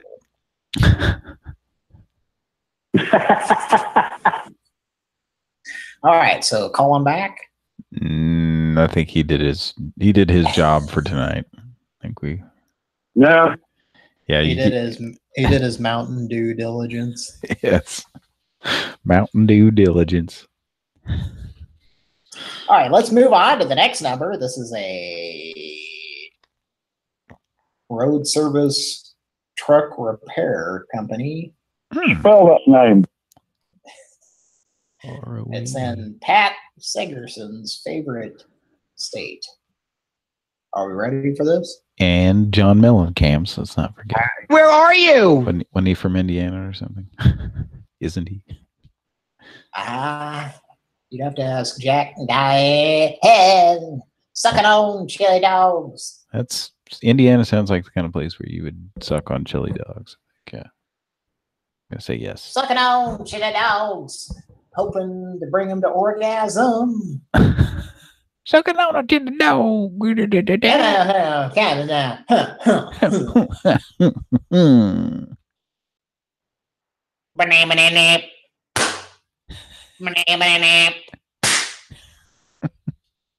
Are you slapping two steaks together back? Sounds. It's like they were trying to make the most annoying song ever. I think so. But have you seen that video? It's not annoying if you haven't heard it 8 billion times. Yeah. But let's face it. If you're not from the United States, maybe you've only heard it 300 times. But oh boy. All right. Let it roll. Sing our song. It's awful. Just a ridiculous song. But oh man, that's probably his biggest hit. You think when he plays live, like, you know, all the people at his concert are just like clamoring to hear that one till the very end. I mean, you know, I liked that song at one point.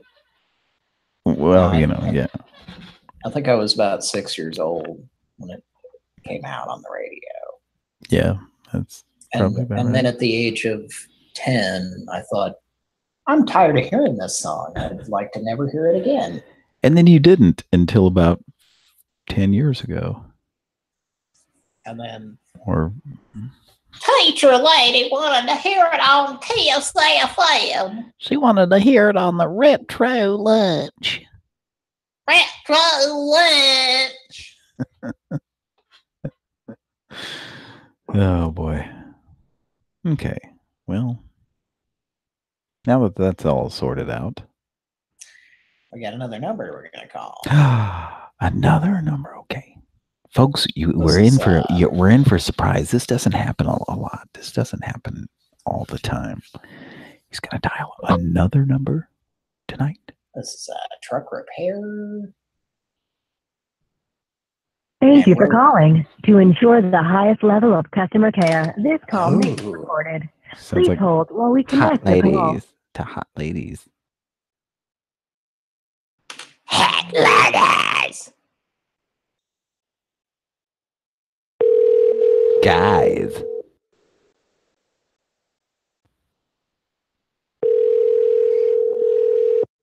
Guys.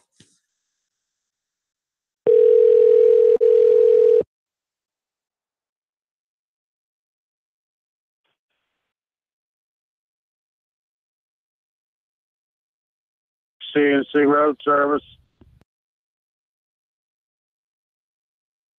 Hello? Hello? Hello? Yes, I don't know what's going on with this phone. I'm telling you, I don't know. Yeah, I don't know. Pardon me? This is FCNC Road Service. I don't know what's going on with this phone. Oh. And somebody out there on those lines is playing around and doing something. Yeah, we need truck service. Benson's on the line. I'm sorry, he was a little upset.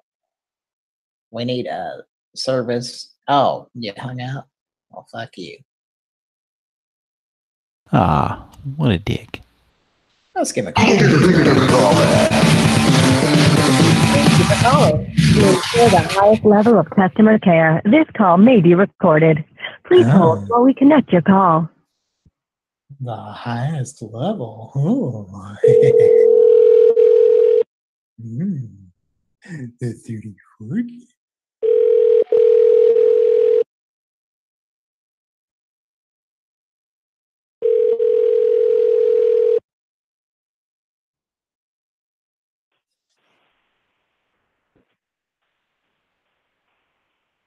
CNC Road Service. Hi, my husband was speaking with you just a minute ago. I'm not sure what you need. We have a truck situation we need repaired. It's broken down. Okay, what do you got going on? It has an orderly burger from the Rainbow manufacturer that needs to be replaced. Oh, what? It's a gasket from the Orly burger that needs to be replaced. Oh. I think it's part of the Gendelson project. Have you talked to my husband tonight? Sir, have you talked to my husband? No, I do strictly road service. Yeah, well, it's he's got two of them. Yeah. Can you talk to him for a I second? can't help you with that. I thought there was Hosanna.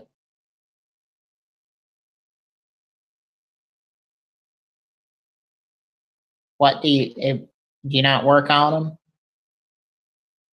No. What do you do? No. What do you do?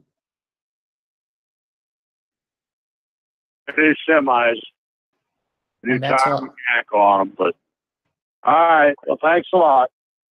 All right, we'll call you right back. Hello? Hello? Let's give him a call back. Calling. To ensure the highest level of customer care, this call may be recorded.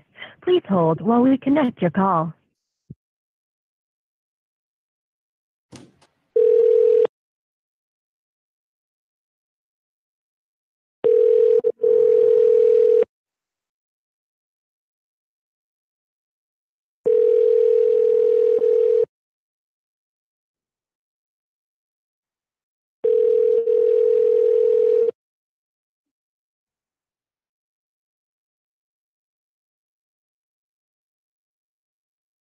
FCSC Road Service. Stop hanging up on me. I was done speaking with you. Don't hang up, fuckface. Yeah, I need a truck right away. I was done speaking with you. I'm looking for a truck, douchebag.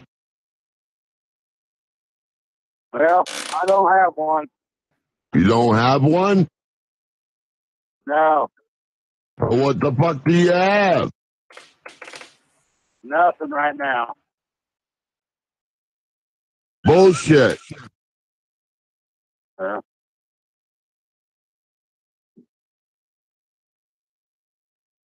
Fuck it. All right, goodbye. Talk dirty to me.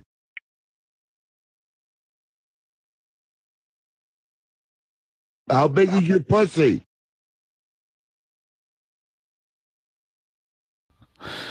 Okay, this guy ain't really giving us anything. Rub your cunt on the phone.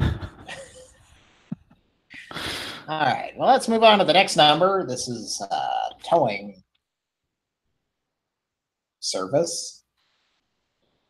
This is in Pat Sagerson's favorite state. You saying that? Just for taunting him at this point. Just daring him to call in. 597.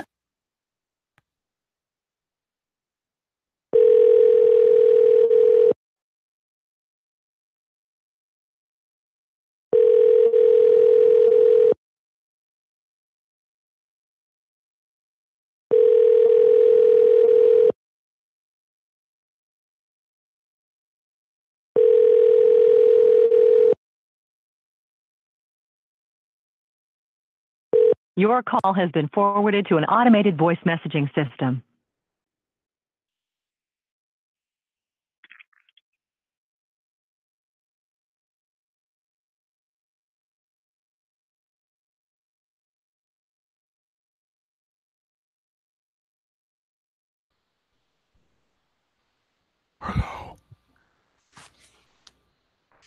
I don't think they want us to leave a message. Hello.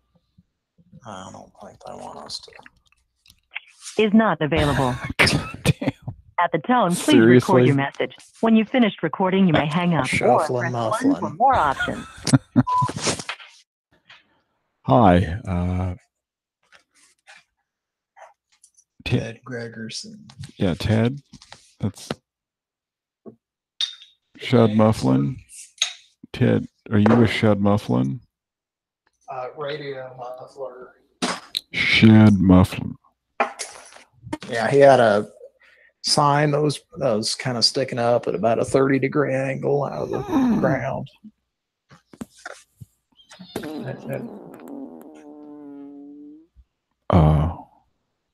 It kind of punctured my sternum, and I didn't like it very much.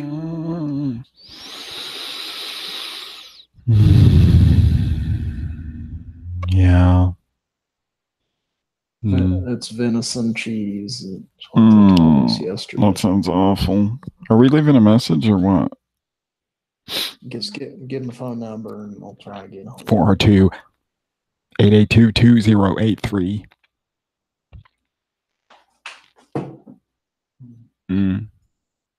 If you're satisfied with the message, press 1. Message review. Hi, Ted Gregerson. that's Ted. Shad Mufflin. Ted, are you Shad Mufflin? Radio muffler. Shad Mufflin. Yeah, he had a sign that was kind of sticking up at about a 30-degree angle out of the ground.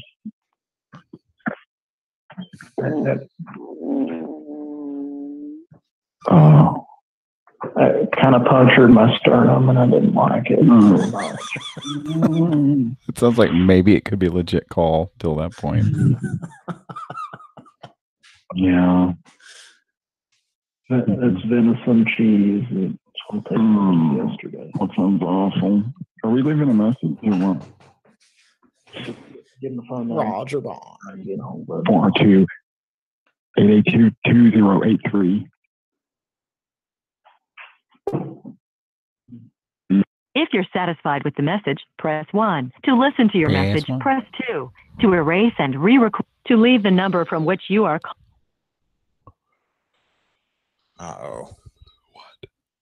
That number was not specified correctly. To leave the number from which you are calling, press pound. To leave another callback number, enter the 10-digit number, then press pound. To leave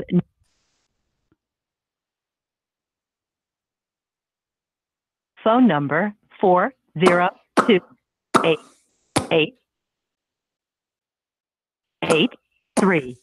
If the number is correct, press 1. To re-enter the number, to send your message with normal delivery, press 1. To send your message with... Thank you. Your message has been sent.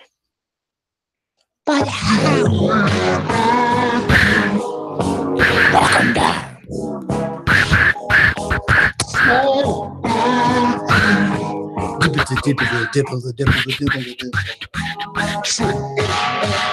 I have learned from a lot of the women I do vaginal discomfort can be caused by my mother. Unfortunately, my mother. Oh boy, I bet you that's the truth there. He's speaking the truth. All right, this next one, I remember doing the test call and they answered very promptly. Were you going to say something? The last one was 597, right? Yeah, this is 590. I'm not sure. I think so. So we never called that last one back. That was just one call, right? Yes. Yeah. All right, I'm going to dial this and I'm going to use the restroom. Okay.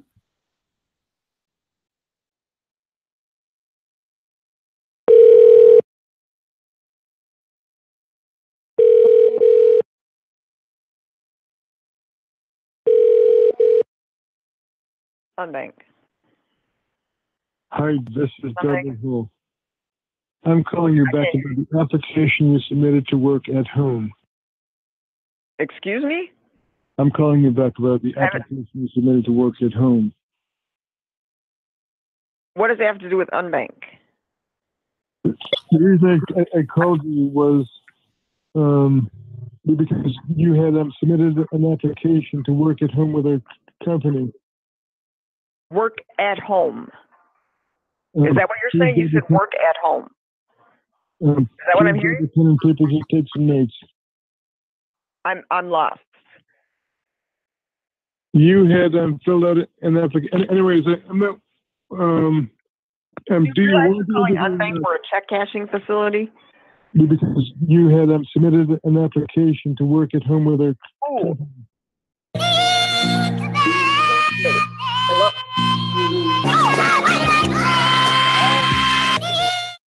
We represent a global company, and we have thousands applying. To ensure you get your interview scheduled, you need to call us back within 24 hours.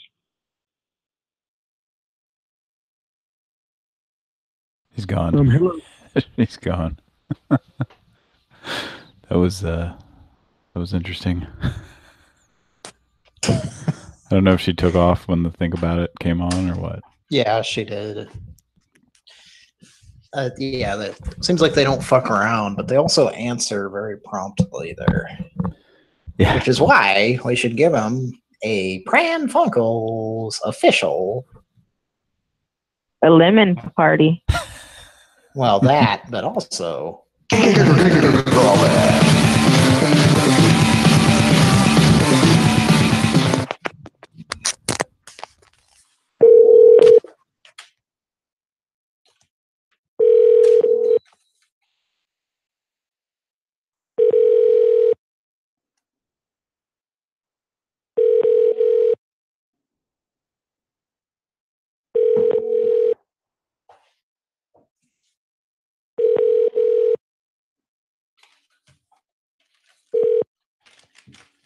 Thank you for calling Unbank and Unloan. Now your 24 hours one-stop financial service. Oh boy, not going to answer now when they see the number. One more try. Well, and you know what call this is? Can you take a wild guess what call this is? This will be 600. Call number 600. That's it. That's right. You got to use these when we can because you only hear these one time. These ones that say 100, 200, 300, 400, 500, 600. That's right. Oh, no. Call number 600.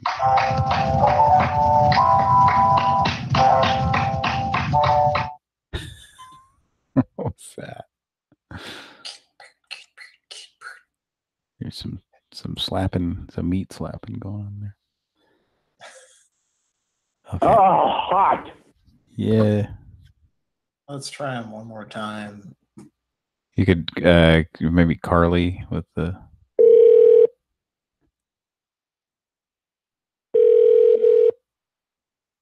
or the bitch who's like, you want to work at home or whatever. Unbank. Hello? This is Unbank. This is Unbank. Hello. Yes, hello? My husband. Unbank. What do you need? My husband. Yeah, can you speak with my husband real quick? Do what? I'm sorry. My husband was trying to speak with you. Okay, he said something about submitting an application. Didn't nobody submit an application? Well, he wants to.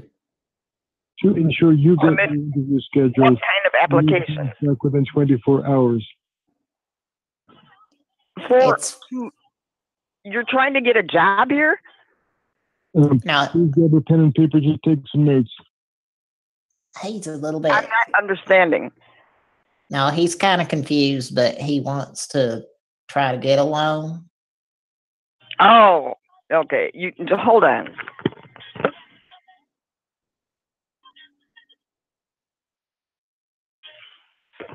Let me read you the requirements, and then it's not until after 9 a.m. in the morning that they can apply.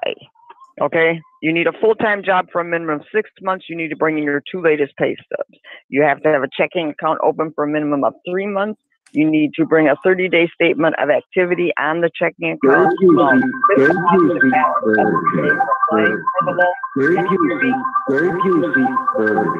Okay. You need a home phone bill, your latest home phone bill or your cell phone bill with your latest utility bill with matching addresses, and then you need 3 references from the Twin Cities that are not living with you. Relatives are okay, but for each we need the name, address, city, state, zip, and phone number. And then okay, I can't deal with that in my ear. I'm sorry, my son keeps playing something on his stereo. Okay, but those are the requirements, and after 9 a.m. is when you can come in and apply. That's all. Sorry? That's all. Yep, those are the requirements. And 9 in the morning tomorrow? Yep, but you got to come in with all the requirements. Now, what about, do they have to think about this? That's up to whoever is making the decision to submit the loan.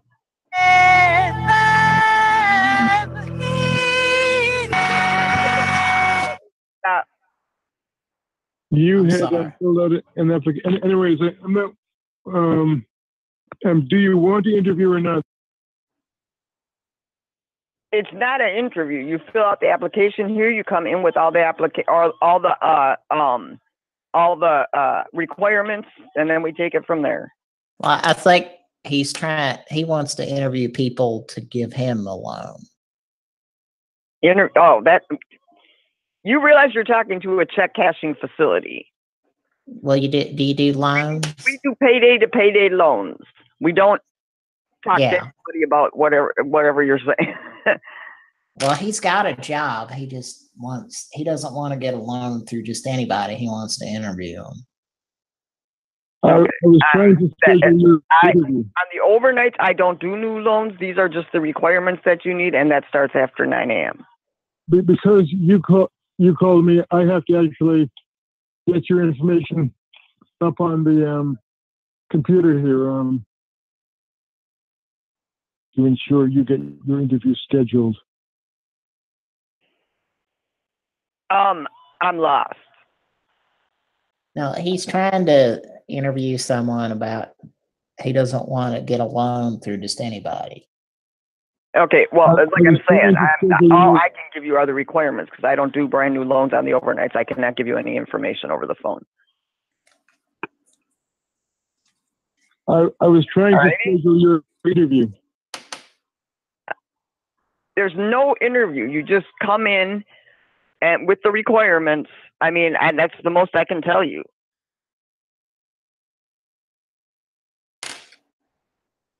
Alrighty?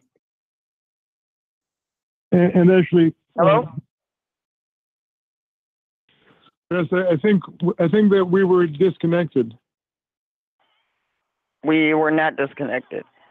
Please grab a pen and paper. Just take some notes. I'm sorry, I can't hear you. Please grab a pen and paper. Just take some notes. I actually can't do that because you have to be here with all the requirements, and that's the furthest I can take this. But that would be after 9 o'clock a.m. He doesn't want to waste his time unless people are serious. Okay, I'm not saying I'm not serious, but I can't give any information out over the phone. I can't take notes. He has to come in with the requirements after 9 a.m. On Sunday? Yeah. Do you have someone that's, it sounds like someone saying that to think about this in the background. It's just up to whoever is on call to decide how much the loan would be for. That's all there is to it. I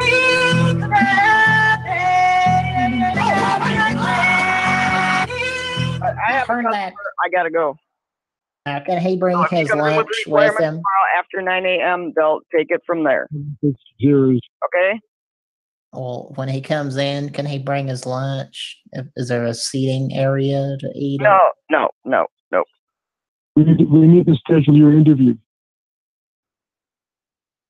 It's not an interview. You just come in with the requirements, and we take it from there. But I got a customer. Do you have a restroom for the public available? No. He has irritable bowel syndrome, ma'am. Okay, we have no restrooms. Well, he would like to receive a loan, but he needs a restroom available, please. Okay, that would not be here. There's not one? We have no available restroom, no. Is there a nearby McDonald's or something of the like? There's a White Castle across the street. But I gotta go. Do they cotton to bathroom usage by customers of the loan company? I have no idea. I can't speak for White Castle. I can only speak for us. We have no restrooms. What do you do? Do you go outside to pee or? This is an unbank. There are no available restrooms. Is that on your? The loans are payday to payday. I mean, but I gotta go. Okay. We look forward to speaking with you today. But after 9 Unbanked, a.m. with there the are no restrooms. I got it. Got it written down. Okay. No right. restrooms. Within 24 hours. Sorry? I'm sorry.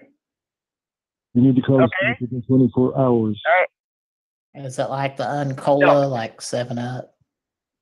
9 a.m. to 9 p.m. is the times for loans. We look forward to speaking with you today. Yes, we'll talk to you then. Okay. Sorry about that. All right. Bye-bye. We need to schedule your interview. We'll bring our dog with us. I was trying to schedule your interview. That was pretty good. We've had some people are, really trying to be helpful tonight. That's one thing. It's really strange how we'll have nights like this where I feel bad for that lady. She has to go out in the parking lot and squat down to take a piss. Well, this is probably, like one of those places. There's these places that you see around here. They're like little payday loan places that are just like a little, I don't want to say a shack, but they're just like a tiny ass little building. That's what I imagine it is. You could rape. What? I'm sorry. What? You can rape. You can rape him. You can rape him. What? Yeah, let's not talk about that. That's what they're known for. Oh, for raping? Financially. Financially raping? Okay. 39% interest or something. Hello, customer. What? You need to use the back? Fuck you! Get the fuck out of here. Yes, we'd like to loan. We're going to loan you money at a high interest rate. Yeah. Oh, you have diarrhea? I'm sorry. We don't trust you to use the toilet. Something unsettling is happening in a 70s dystopian sci-fi movie. Sounds more like a DOS video game. Yeah, well, that too. Or perhaps a Sega Genesis. That's anyway, yeah. It's kind of funny that some nights we get people who are just like try to go out of their way to answer our questions, and other nights you just get people either don't answer or it's just kind of interesting. So that was a pretty good 600th call, I think. So good stuff. Yeah, and just at what point did she go like, oh, this, I don't think this is a real call. This sounds like a prank. At no point, evidently. So, okay. What do we got next on tap? We got Kira here for the moment. Got some special clips or anything here? I need to look at the chat, I guess. Looks like Mike stepped away for a second.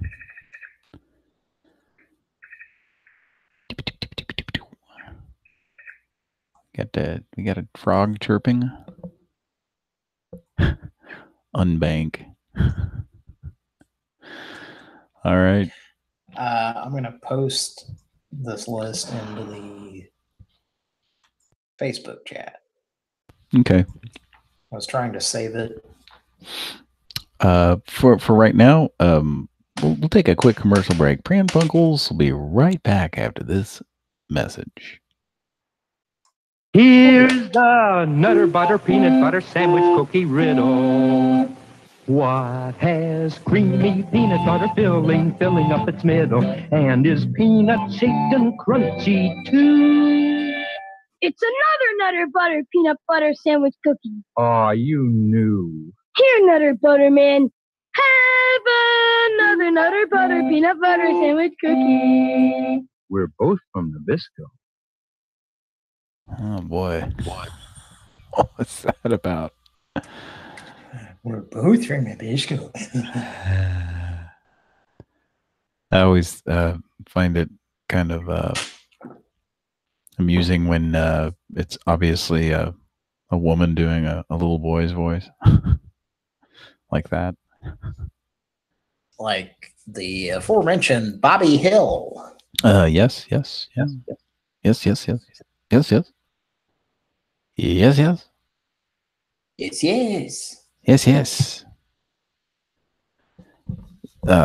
So yeah, you kind of tell that was what was happening there. I think the first time I ever realized that that sort of thing was a thing was I think I was a kid watching Speed Racer.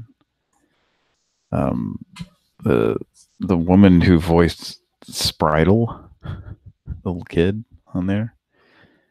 I mean, she didn't even sound like a little boy. She sounded like a 45-year-old woman. Like it was very bizarre. I wonder if we get some me get some clips of Spritle from Speed Racer. Let's see if we can find that. While we're waiting for Cody to do whatever the fuck he's doing. Let's make another Pran Funkel. We can do that. Next call, please. Yeah. This is a different check cashing. Okay. Check cashing in Minneapolis. Money Express, Dean speaking. Hi, this is Greg. Hi. How can I help you? I need to get something to my aunt. Uh-huh. Like you want to send money or?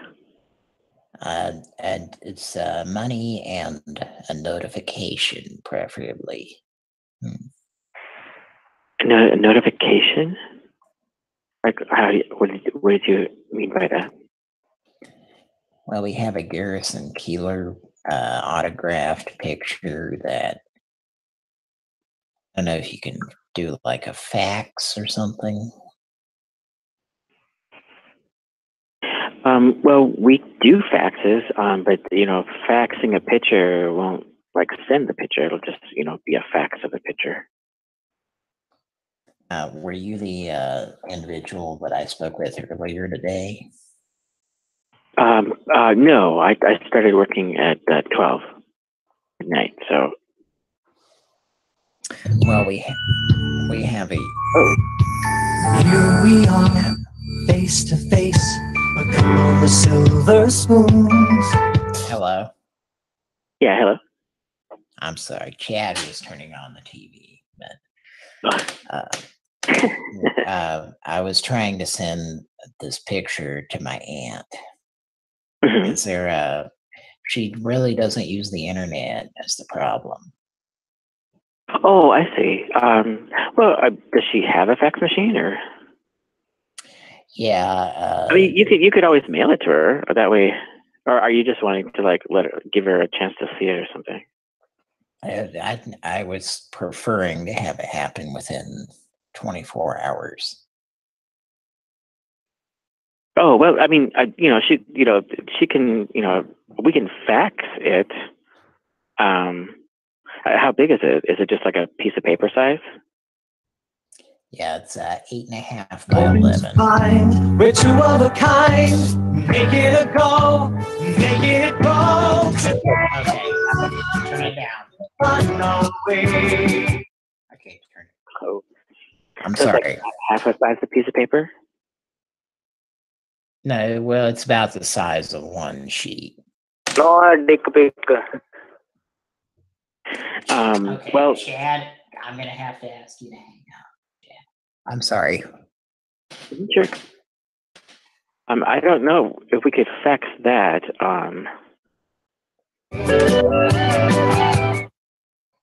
Because they have to generally be, the size of a piece of paper or less, when to send like a fax. Yeah, well, I mean, it is the size of a piece of paper. But not like one of the long sheets, just the standard, 8.5 by 11.5 or whatever. It's 8.5 by 11, yes. Yeah, whatever the measurements are, I can't remember offhand, but well, it's that size. I mean, we could fax it. I mean, I can't vouch for like the quality of the image or anything. It's more about turn it off. I'm sorry. It's more about just proving that I got it, and it's it's going to be in her possession soon. Oh well, yeah. I mean, we could, as long as it's the size of a piece of paper, we can fax it. Okay. I'm sorry. What was that noise? As long as it's the size of a piece of, as long as it's a piece of, is it how thick is it? Is it like a piece of paper or? Yeah, it's now, do you know the guy that it was kind of like it was not the guy on the dad on the Hogan Family, but I think it was like the uncle or something. Mm-hmm. It's a picture of I'm him. talking about the actual like picture. Is it like is it Well, is the actual picture itself? Is it like thin like a piece of paper? I mean, because I know we can.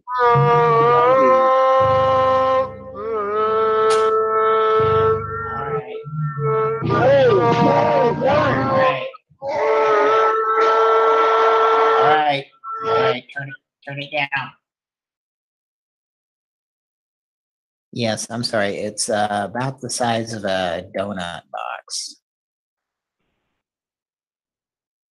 Okay, but I mean, what is it? I mean, is it thick like a photograph, or is it thin like a piece of paper? Or, I mean, I suppose we could probably like make a copy of it and fax it, but I just don't know like how good it's going to turn out. Thick.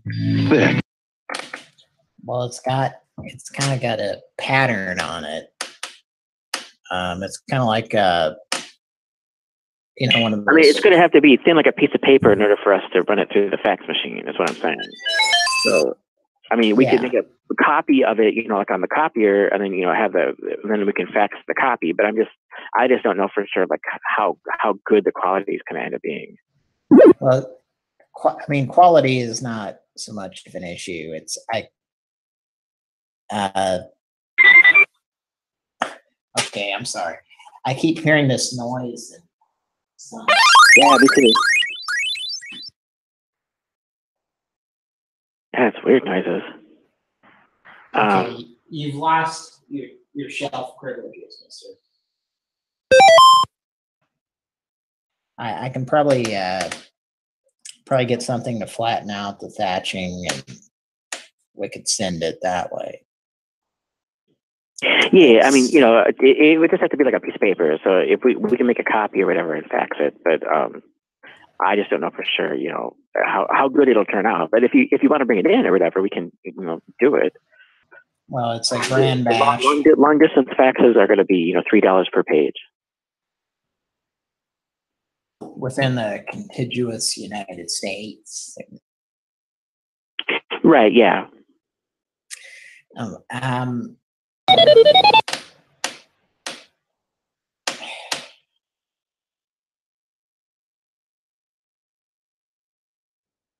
right, can you talk to Phyllis real quick? Sure. Hang on. Hello? Hello? Yes, now we need to get this fax across. What can you do for us? Like I was saying, we could, we could make a photocopy of the picture and then fax that. I just don't know, how good the quality is going to be. But it is we can only fax pictures. So, pieces of paper. So we have to make a photocopy of it so it's on a piece of paper and then we can fax it that way. Well, what kind of resolution does your fax machine have? I honestly don't know for sure. It's just going to be like a standard fax. So I can't imagine it's going to be that great. And how much do you charge? It's $3 per long distance per piece of paper. $3 for that bad quality? Yeah, to fax long distance. Yeah, because we have to pay for the long distance. So it's going to be $3 per page. Well, I understand that, but $3 for a cruddy quality, that doesn't sound very good. Yeah, well, that's what I'm saying. I mean, I don't think that trying to make a photocopy of a picture and then faxing it, I just don't think it's going to come off very well. Well, did you think about this before you came up with that answer, or what? Of course. You're sure? Yes.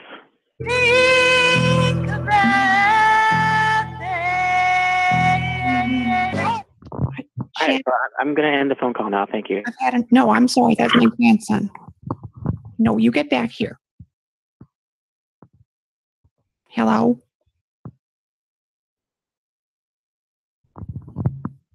Ma'am.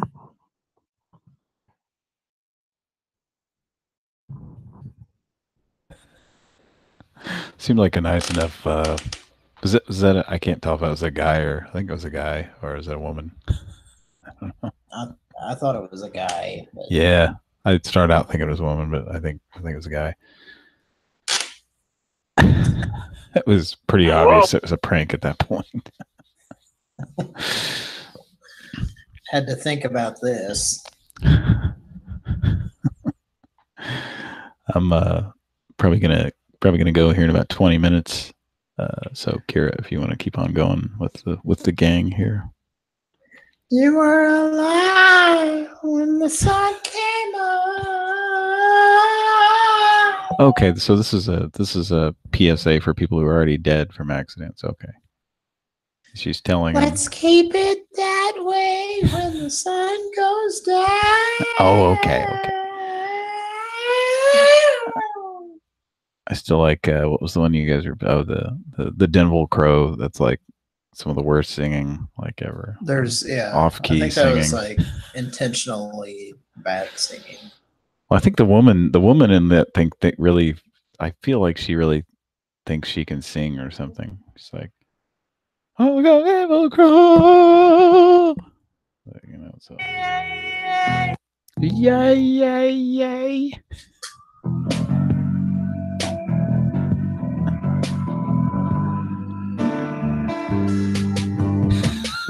What is this music?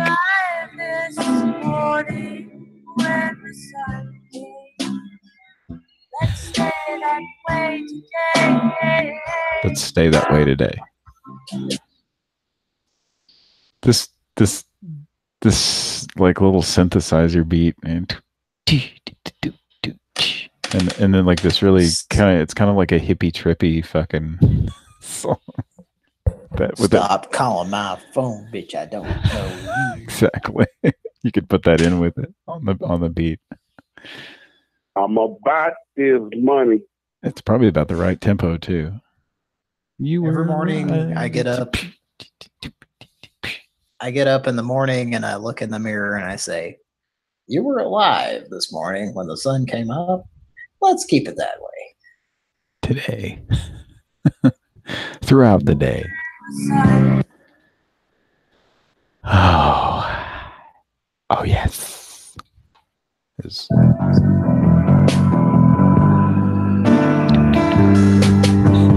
Oh yes.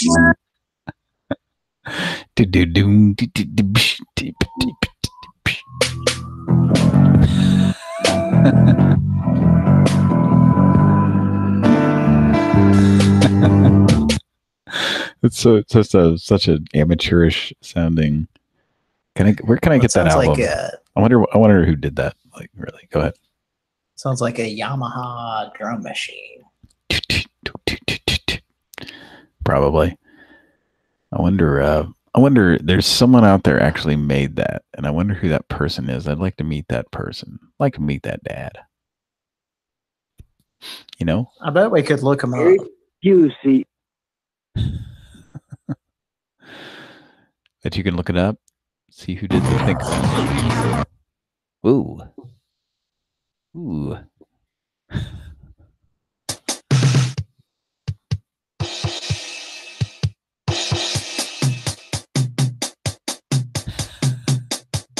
The fuck is this?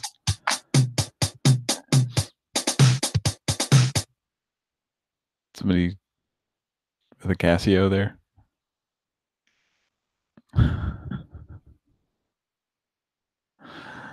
Okay. Pran Funkels live. What else we got? Live. Oh, it's Yamaha RX-11 drum machine. I like the sound of that.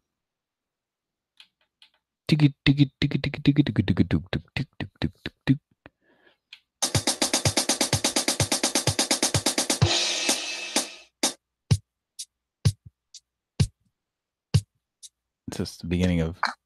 Was that the beginning of Thriller there?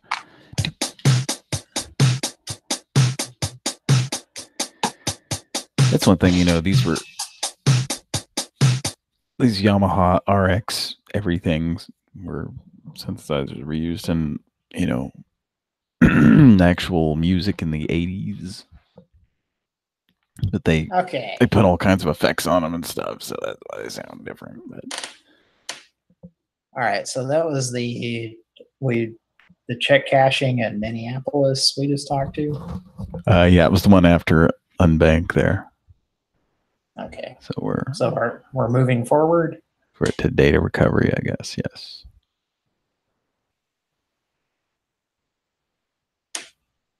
All right. Let's give this. What did you think about it? I think he was a bit. I think he was a bit upset at that point. He or she or poor guy.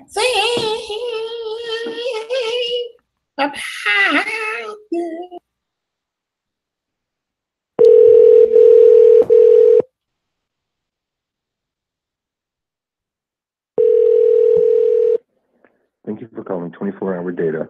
All of our engineers are currently assisting.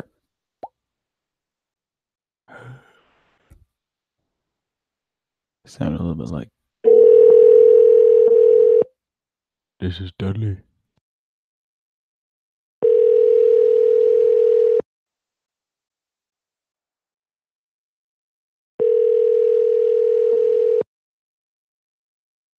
Seven 760-386. Thank you for calling 24-hour data, the national leader in data recovery. Please select from the following menu options to get to right representative. Press 1 for sales. Press 2 for billing. Press 3.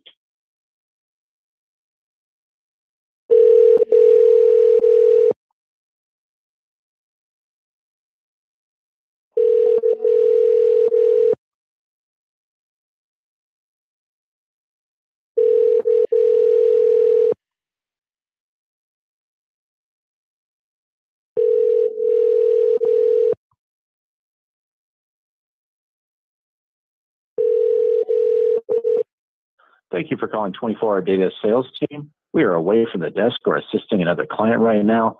Please leave a detailed message and we'll get back to you as soon as possible. Your call is very important to us. And if you do have any other questions, you can also email us at sales@24hourdata.com. Thanks again.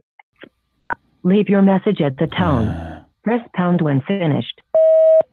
Hi, this is Cannon Sprinkle. Need you to call me back if you could. It's 402-882-2083. Excite bike. Excite bike. Excite bike. Okay. I hate excite bike. Okay, kids, hang up. Hang up.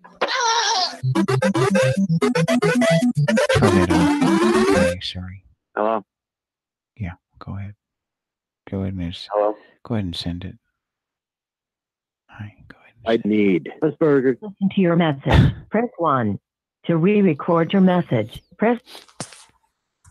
Hi, this is Cannon Sprinkle.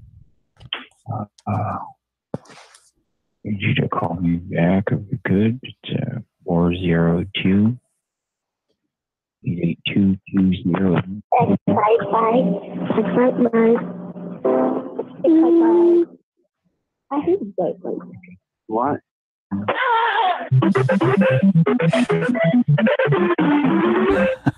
Hello? Yeah, go ahead. Go ahead and send it. To listen to your message. This is Cannon Sprinkle. Need you to call me back if you could. It's 402. Okay. To listen to your message, press 1. To re-record your message, press 2. To cancel and not leave a message, press 3. Sounds a little to leave shaky. your message, Sounds like hang a up really now. old version of this. A really old version. So Yeah, was that very wasn't unintuitive. that wasn't two different calls, was it? You didn't call back. It was? It was because I thought it was going to a voicemail. It didn't. Okay. So that was 602 and 603. So who was it that called in the middle of that cash check? Was that somebody we'd called earlier? Or just some random I number? was trying to. Let me look at the. Looked like, yeah, the area code started with 574. So it was probably somebody we left a message for. Oh yeah, like that. It was one of these two, probably. Yeah. Did we get a message? did. Check the you got the message thing up, don't you? Let me open it. Might have a voicemail. An angry voicemail at that.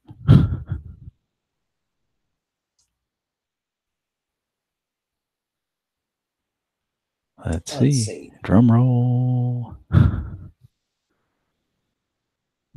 Think about.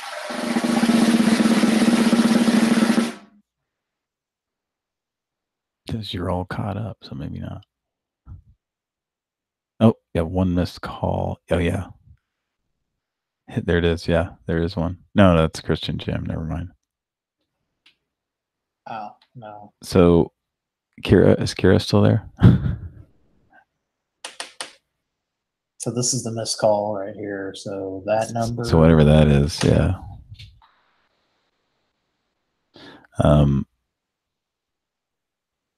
That's something I was going to say to Kira. I don't remember now. Oh, the whole bus bay thing at the end of that Christian Jim thing. Just wondered if she'd figured that out.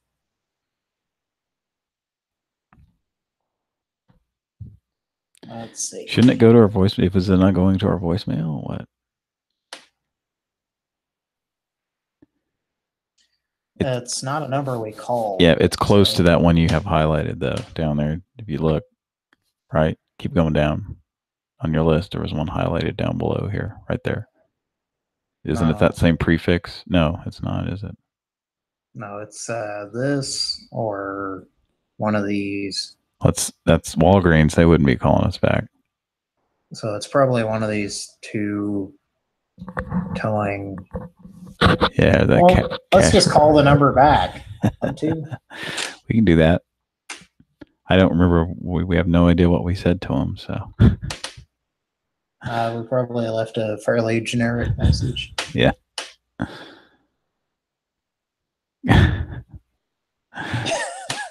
Mike, are you there? Well, Mike. Yep. Okay. Squealing Lucy. Squealing Lucy or that woman he has right there. But we're going to trace the call. This is a business. Or Squealing Lucy. Stop. Whichever one you guys think. Rude rapper. Rude rapper. Yeah, I don't know. Excuse me. Sir? All right, ready? No? Okay. Yeah, you're so hard to deal with.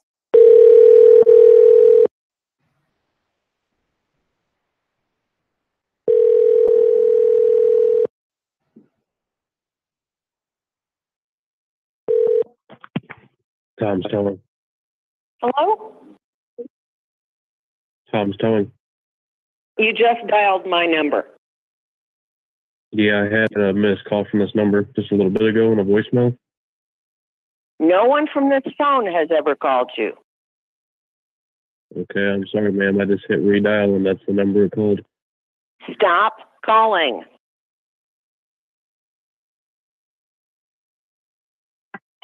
What is the matter with you? We've already had this conversation last week. She's gone. He's gone.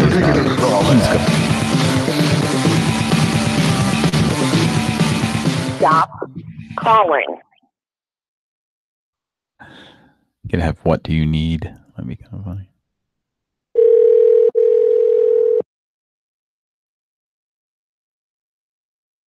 Your call has been forwarded to an automated voicemail. Don't call. I like it.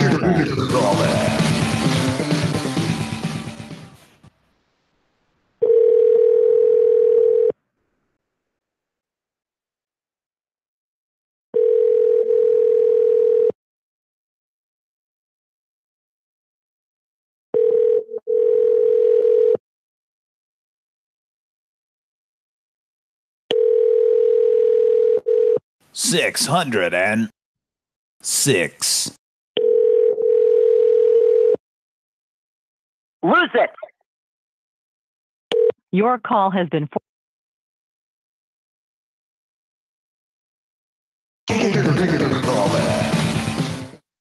would be your unlucky third call, and I'm now.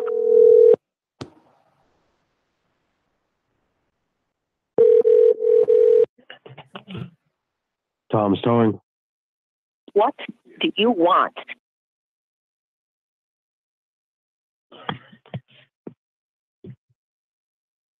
Hello?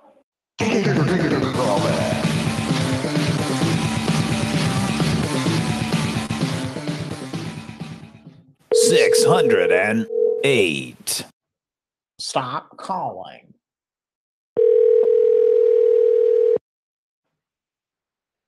Immediately say that.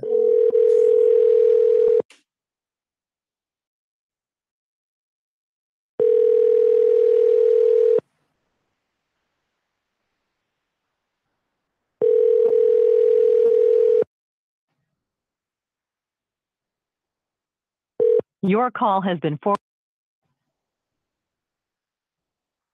Stop calling this number. That's probably enough, unless you want to leave a voicemail.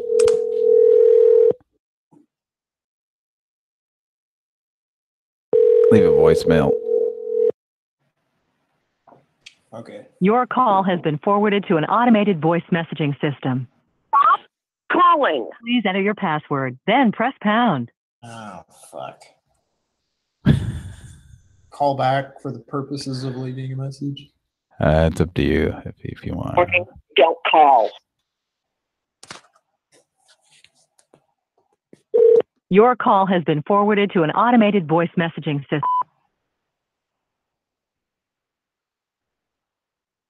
Stop calling. Stop calling.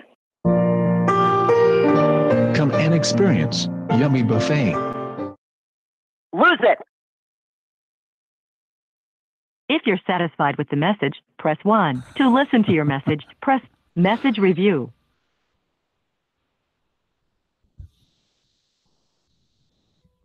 Stop calling. Stop calling. Come and experience Yummy Buffet. Lose it. If you're satisfied with the message, press 1. To listen to your message, press 2. To leave the number from which you are calling, press pound. To leave another callback number, enter the 10-digit number, then press pound. To leave no number, press pound twice. To cancel, press star. Is that all the options? No callback number. To send your message with normal delivery, press 1. To send your message with urgent delivery, press thank you. Your message has been sent. Okay. Pran Funkels rolls on, folks. Pran Funkels Rolsa edition. Rygar. By the way, have we figured out what we're going to play on our next Best of July video game show? There was a discussion about Golden Axe. Yeah, I'm not real familiar with that. Excite Bike. Excite Bike? No, you can't beat. That's would be the worst game ever to play on there, I think. It's I hate Excite Bike. I would of course I would like it to be if it's going to be me playing it. Be kind of cool to beat a game like Legend of Zelda or something like that, but that takes more than 4 hours to beat, I think. Or Metroid would be a good one. Like those Zelda games, I think won't take more than 3 or 4 hours. Metroid would be another good one, but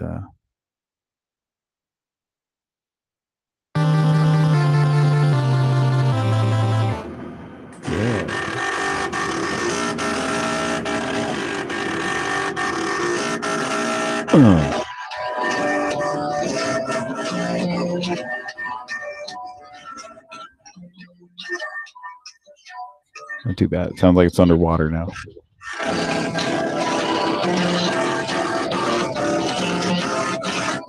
It was coming through a little bit there. That sounded like a lot of floppy hard disk drives. Yeah. Floppy disk drives.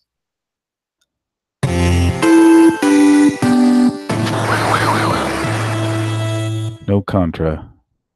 No. Did I hear you right? Did I hear you saying that you're gonna make a copy of a game without paying? Come on, guys. I thought you knew better. Don't copy that floppy. Oh boy. Sears. Don't you copy that floppy, you hears? It's Sears. Everybody skippy dipping. Look out. Okay. Well, wait a minute. Who the heck are you anyway? Yeah, and what are you doing on our computer? Oh my. B double tap. BP, that's the disk protector. I don't know you. Writers, designers, and programmers that work up the images for games and grammar. I'm about his money. That ridiculous fill there. It's like.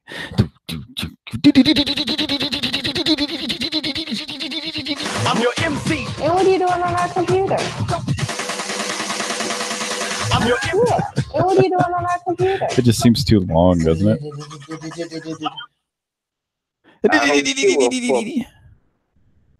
All right, so that last number was data recovery.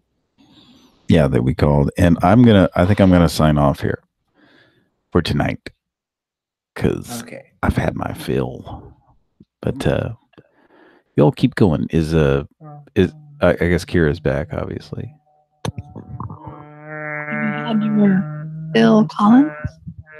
What's that?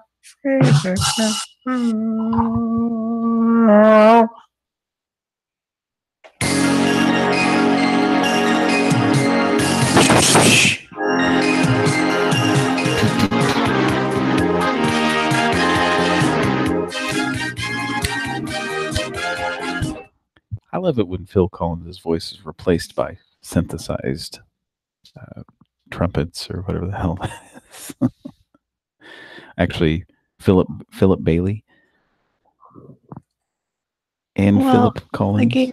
They gave Phil Collins or Phil Bailey, actually both of them, they gave him like a little thing like Stephen Hawking's, and they like switched it up to a different thing, and it sounded like that. Ah, I see what you're saying. True story. Yeah. Okay, well, let's last call was 610, right?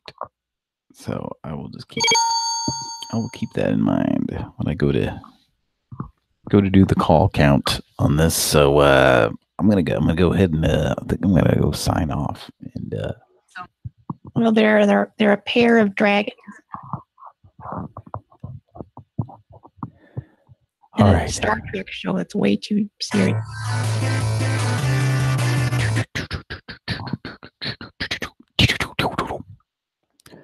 Okay, well, I'm going to sign off, and you have fun, and I think Mike is needing to go too as well. Yeah, I'm gonna have to sign off. 4 a.m. local time. So, but I was gonna say It's 3 a.m. for the Maybe y'all still be on again. yeah, we be up when we get on. Get up in the morning. So I gotta work tomorrow. yeah. So that I should say that last show where you texted me and I didn't wake up, and there was about 40 minutes of silence at the end of that. That's because I had my phone silenced for the show like I normally do, and I totally just forgot to unsilence it, so I just slept through. But I did wake up and I realized, like, oh, the sun's up, and then I think I pulled the show up on my phone and it wasn't going anymore, so I was like, oh shit, and I ran in and just ended it at that point. But yeah. I'll leave my thing on now, and you guys can text me when the show's about to end. And, if you want, you can even post the end theme and the file of the end theme in our Facebook chat. I'll just play it Or if you want to play it, that's fine. And I always go back and fix that on the archive version anyway. So, and I'll send, what- I'll play it too, I guess, because I mean, unless you're going to come back and play it. well, I mean, I've got to come back anyway, so to end the session. So All right. as long as you give me enough warning, 5 minutes or whatever, and I'll just come back. And Well, you didn't last time, young man. I didn't, because I silenced my phone and I forgot to unsilence it. I'm sorry. I owe you a deluxe Sunday dinner. I'm sorry. Yes, you do. It's a very nutritious dinner. Okay. I'm going to take off, and y'all have a good old time. Okay. And just text me. And if, like I said, if you want to put that in there, I'll just play the end theme. Or if you don't play it, that's fine too.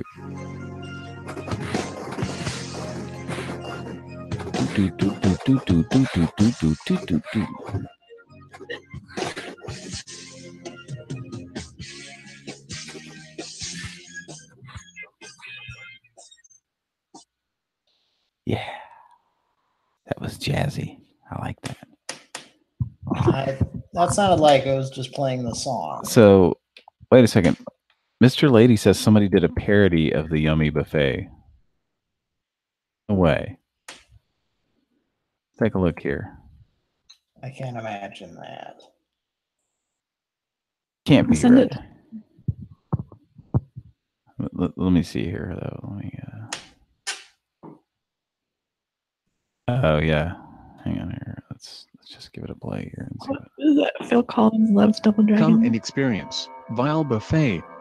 It is located between Lawrence and Pulaski in Chicago.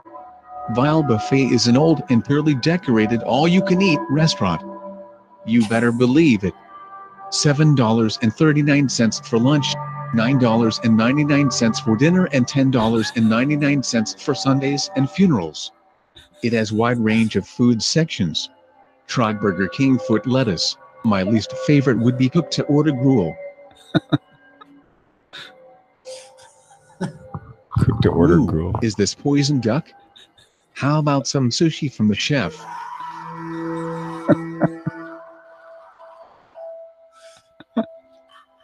Look, Vile Buffet even has Korean, Mexican, and American food too. Disgusting.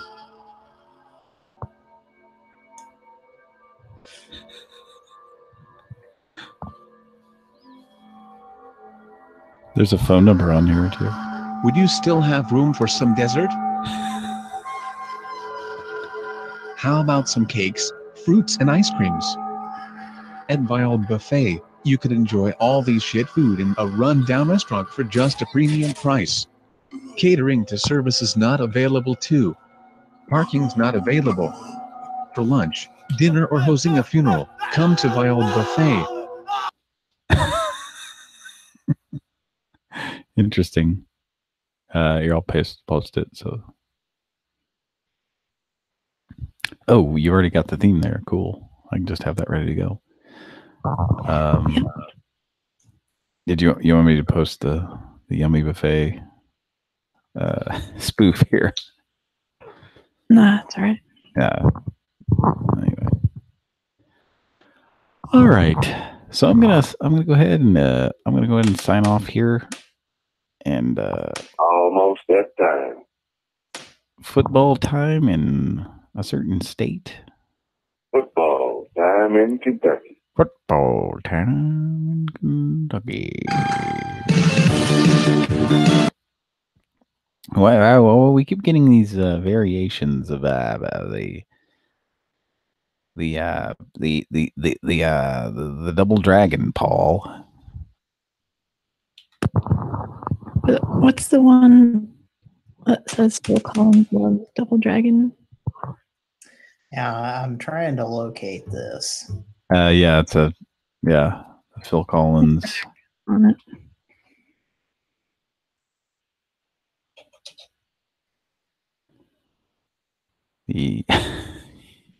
It's da da da da da da da da da da da da It's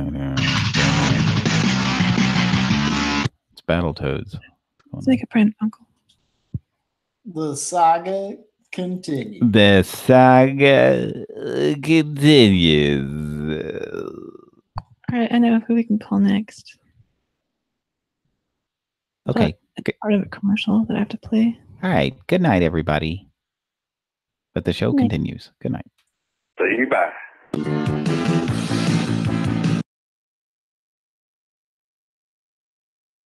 Yes, Double Dragon, where you see a chick in a really tight dress. There's a chick wearing a really tight dress with her underwear showing. What do? Just punch her in the stomach. Yeah. Pick her up. Yeah.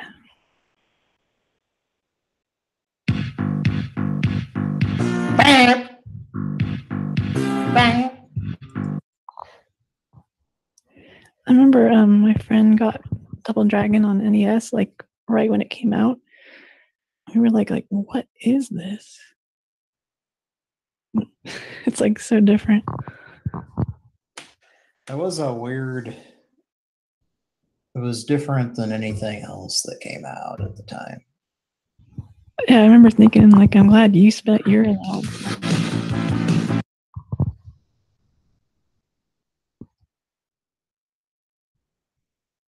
I was like getting all ready to play 2-player with him. Like, nope, no can do. I can't go for that. And no can do.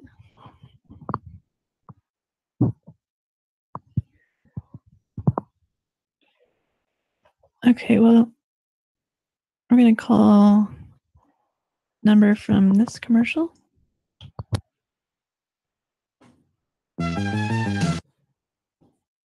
Is this really how you want to spend your weekend? After weekend? After weekend? Now there's Ari, the space-age polymer you can apply wet. Smoothly on, smoothly off. No more aching back.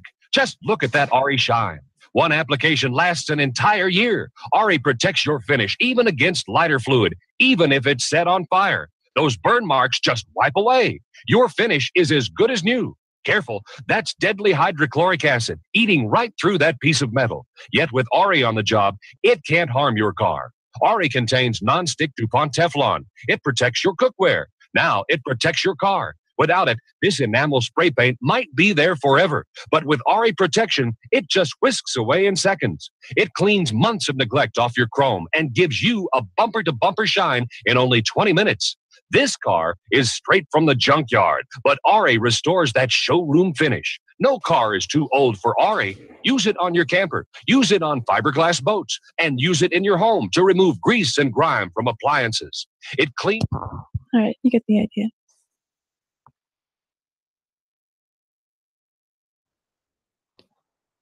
Let's call an order. Ari. Which, if you're not familiar with this, look up on YouTube Amazing Discoveries. Ari, A-U-R-I, with this really annoying British guy. It's like a scammy infomercial from the 80s. I'm sure it's still around. I mean, it's such a household name now. I just can order it. All right, let's give Ari a qual. Eliana can do this.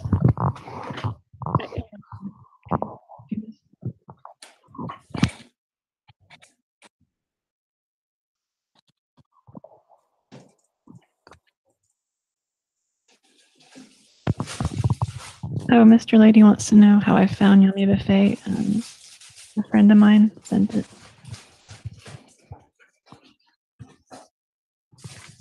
I don't know where she finds all these things. You have reached the National Telemarketing Company. The number you dialed is 800-328-1200. Again, the number you have reached is 800-328-1200. If you believe you've dialed the correct number, please press 1 and I'll transfer you to an agent.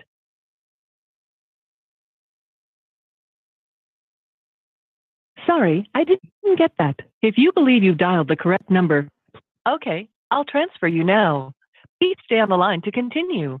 Thank you for calling. To ensure proper handling, this call may be recorded. Please stay on the line to continue.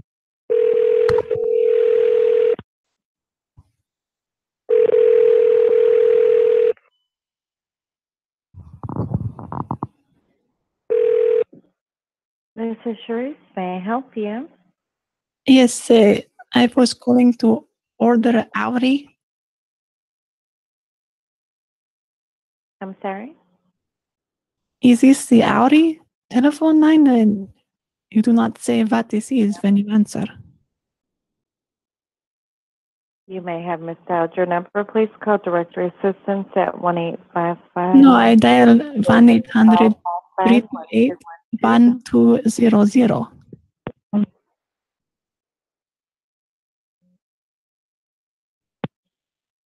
Hello?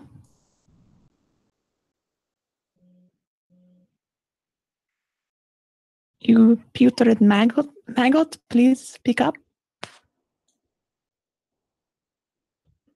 It's Benson Berries. It's a new cereal, Benson Bears. They are like Teddy Grahams, but it is a Benson instead, please. Mr. Teddington J. Graham. Wow, she was really helpful.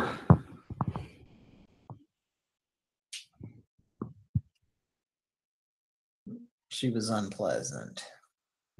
Like I'm talking to her and she's just not stopping. And nope.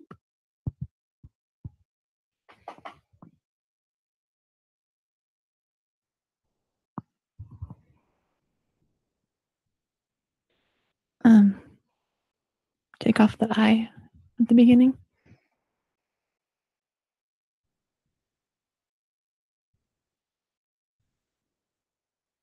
This I is think the same number we just called. Yeah, just hit 1 as soon as you start talking.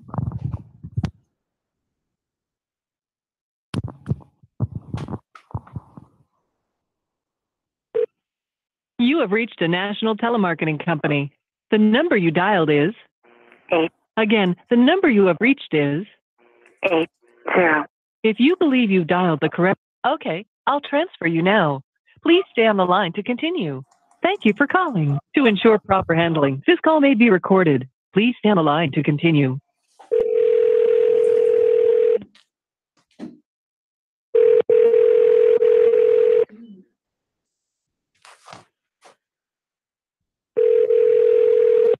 This is Sharice. May I help you? Hello, I was calling to order Audi. You may have missed out your number. Please call No, directory. no. It is 1-800-328-1200. 1-800-328-1200.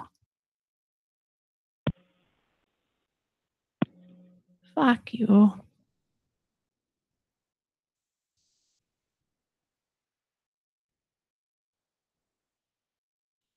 I will remove your scalp and frame it on the wall. I will put it on top of deer antlers in remembrance of you, bitch. Poke the hole through your scalp, and I will save some to make human beef jerky and eat it. All right.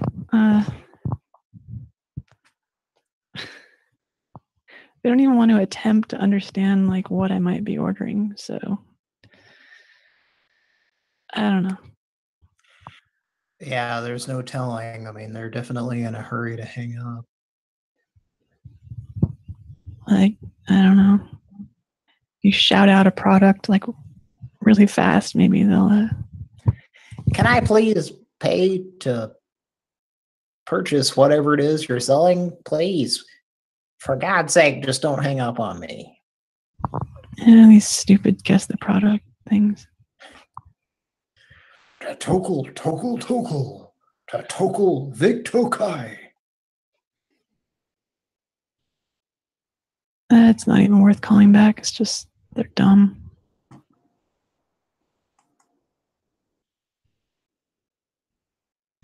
All right, what else do we got? Wait, so which one, what was that? Which one did we just call? Number for Ari. Okay. So now I got the 24-hour signs. What kind of signs?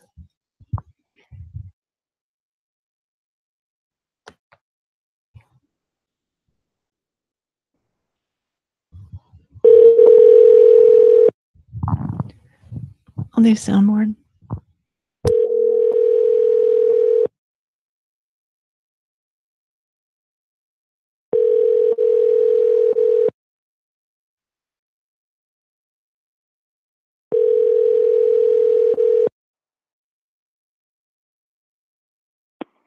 Hi, you've reached 24-hour signs. We're currently assisting another customer at the moment. If you leave your name and number, we will call you back promptly. Thank you.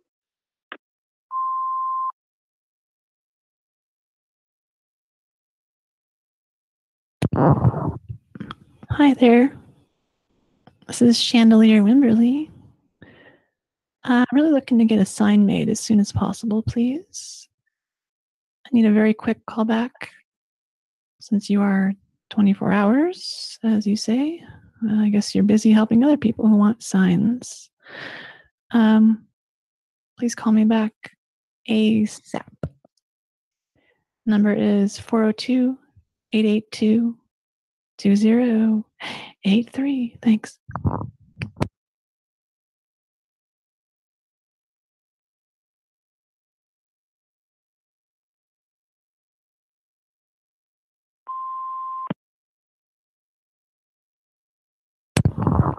Is that an answering machine?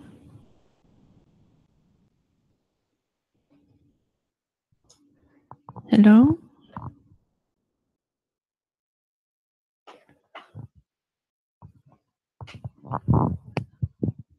Guess Cody took some time to think about this and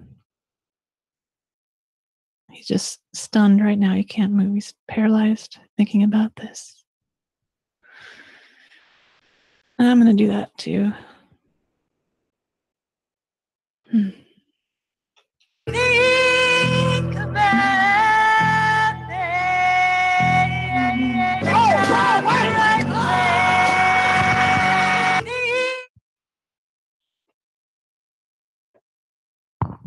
Oh, I saw his mouse move. His cursor move. But he's still thinking about this, so we can't hear his thoughts, unfortunately.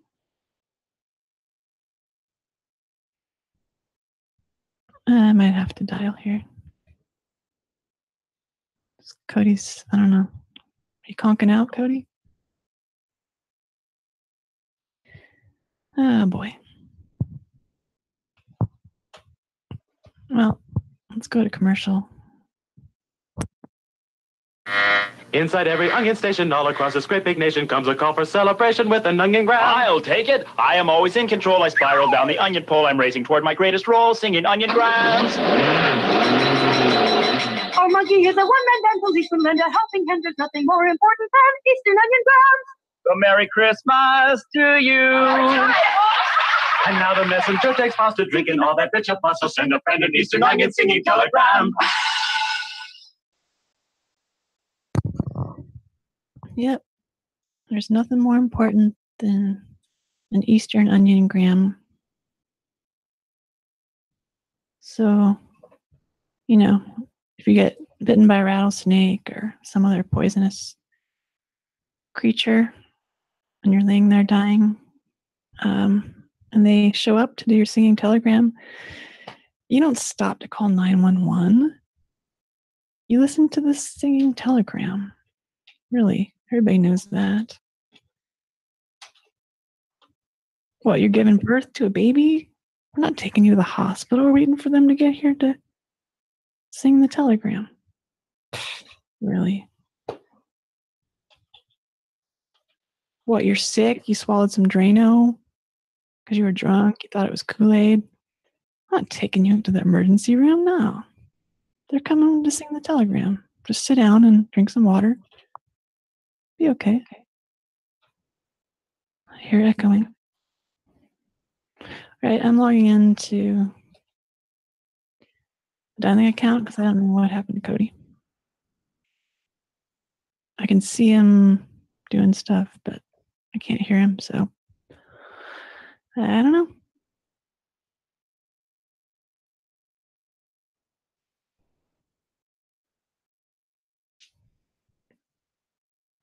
Oh yeah, here for the comments. Thought it was Weiler's that he was drinking, but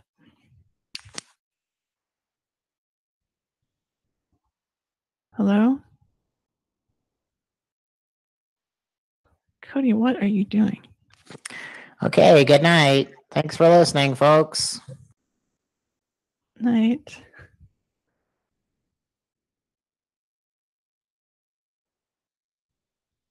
Okay. Let's see what we have on tap. Inside every onion steak. Whoops. Let's not hit that button instead. Inside every onion steak. Okay, Tom's towing. All right, so this is a pest control place. And we know who to use on that.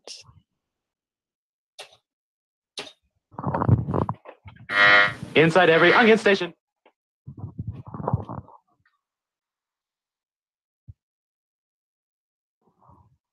Okay, I get this number.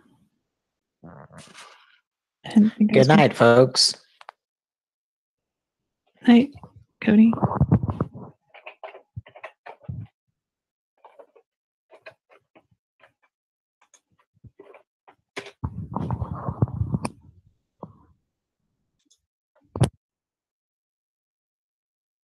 Please hold while I try to connect you. Think about this.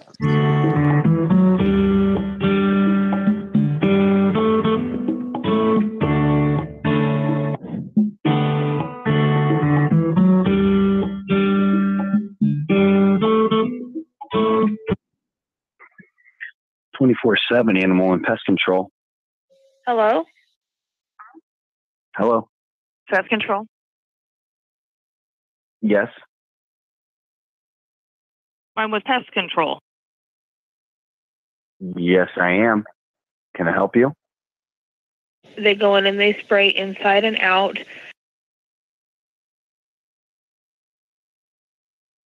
Hello. Hello? All right. Can I help you? Okay, stop right there. Okay? Just stop right there.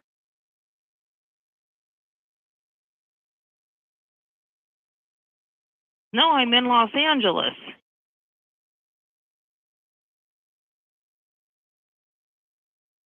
Okay.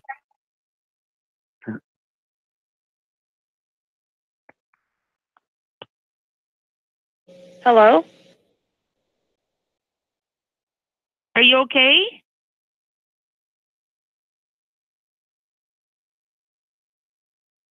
Hello?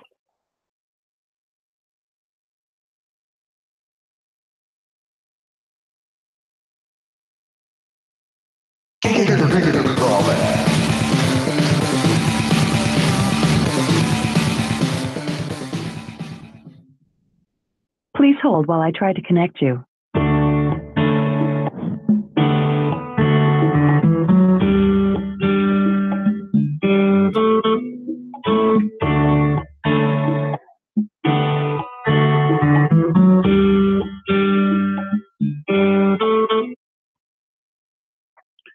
"24/7 Animal and Pest Control." So what can I help you with?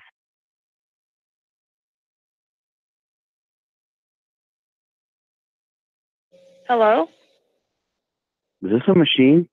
Just make yourself aware of things. I'm not trying to be bossy, but, you know, and just to protect you guys, okay? Uh-huh. My phone rang and I picked it up, and now you're being belligerent to me. No, my phone is ringing. Just like today? No, just now. Who is this? This is 24/7 animal and pest control. Okay. That's weird because your caller ID just said it was in Virginia, so I thought I was getting a weird scam call. I'm in St. Louis. But I know that somehow people have too much time on their hands and they're like, I don't know how they do it, but they get a phone number and they call someone in the, like, you know, like what happened to you. It showed that I called, but I didn't call. Yeah, it says you're in Nebraska. Louisiana? No, Nebraska. N-E, Nebraska. This whole phone thing is starting to freak me out anymore. A little bit, yeah. I was sleeping.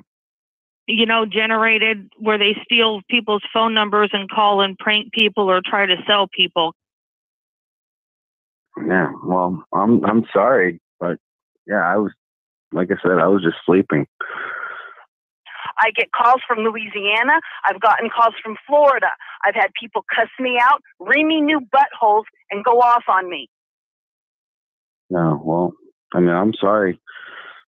That's why I was upset, and I'm sorry that you took it that way. But yeah, I don't even know what time it is. Well, if you have caller ID, I suggest you take my phone number or any phone numbers that you have and get rid of them and do not call this phone number again. No, I didn't call any number. I'm sorry. Wait a minute. Hear me out. I get the same thing. I answered my phone. I'm tired of getting nasty phone calls. I've looked this up. I've researched it a little bit. I'm not the only one. Okay. I didn't call you, and I seem to keep getting these phone calls, so I would like to know what's going on, because I keep getting phone calls with people being nasty to me and calling me names. Ma'am, I don't know. Can I go to sleep now? I got someone sitting here. I can verify that you called me, so fuck you.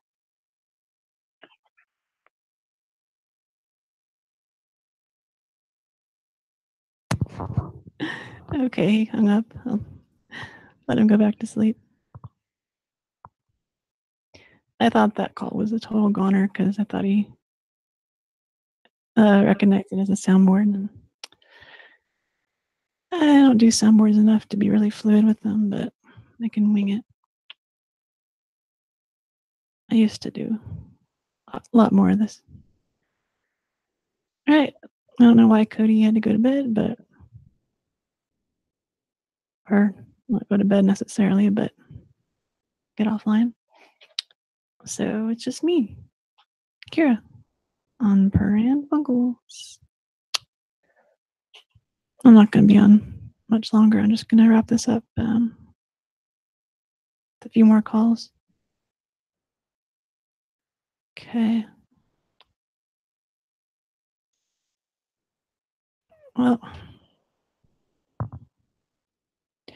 another person whining about being woken up when it says 24-hour pest control. So, yeah, you woke me up. My 24-hour business. Well, I go to bed personally at 6 a.m. and I'm on call for a day job, so I get woken up like all the time. So I do not have time for these people whining about being woken up when they're on call. You know, it's your job. Don't say I'm asleep. That's why I just don't have sympathy for these people. Now, we stop calling most residential people unless they're jerks, so we don't wake them up. But 24-hour business right in your name. He said it. Okay, I think I made my point. Another assigned number.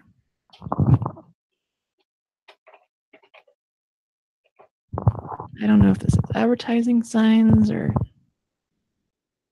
making a sign that says like, welcome to the Henderson family or something, or what.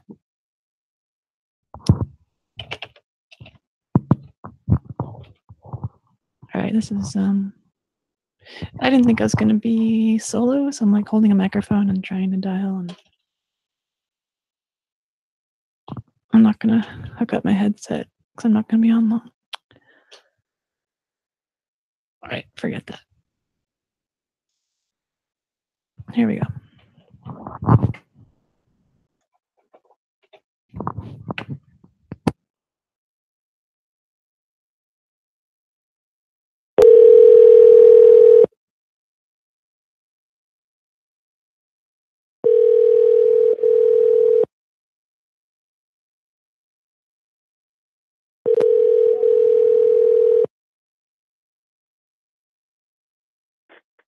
Hi, you've reached 24-hour signs in Republic, Missouri. I'm sorry we're not available to take your call right now, but if you'll please leave a name and phone number, we will get back with you as soon as possible. Thank you and have a great day.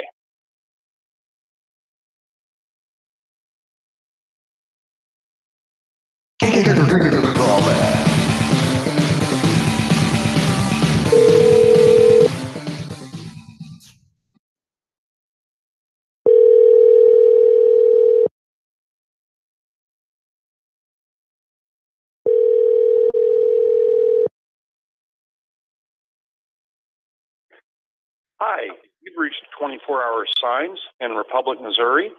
I'm sorry we're not available to take your call.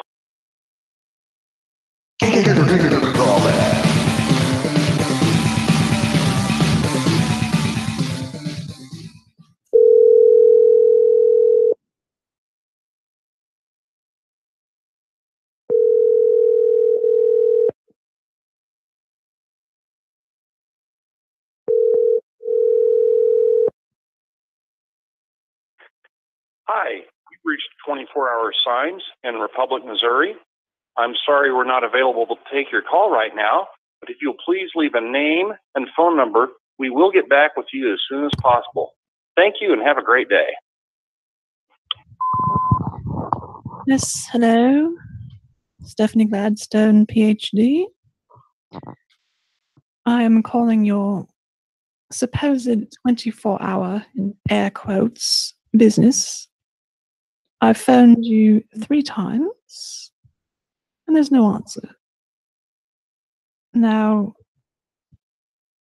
I don't know what your deal is, if you're another one of those businesses who claims to be 24 hours but isn't. Perhaps you should put an asterisk next to 24 hours since you're not answering the phone. I need a sign right now. Not in the morning, not at 8 a.m. on Monday, now. I'm very upset. I need a custom sign with Bruce Willis on it that says, "Hit me, fellas." And I want him to hold a Seagram's golden wine cooler. And I want some embroidery on it. I want Mr. Willis to look like he did in 1987 when he made the commercial. The dog on the porch, the quaint country cottage, everything. And I want it now. Pick up the phone.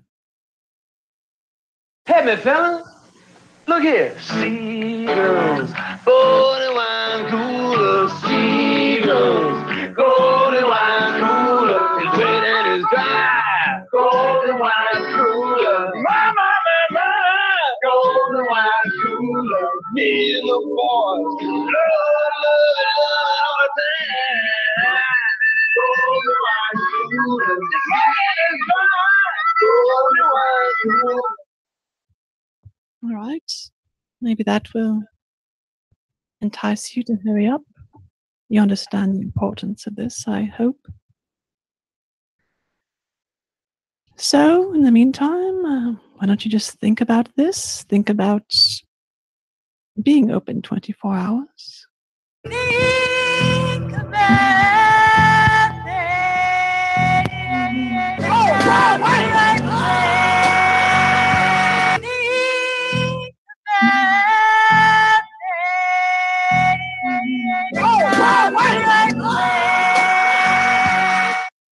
area code 4028822083.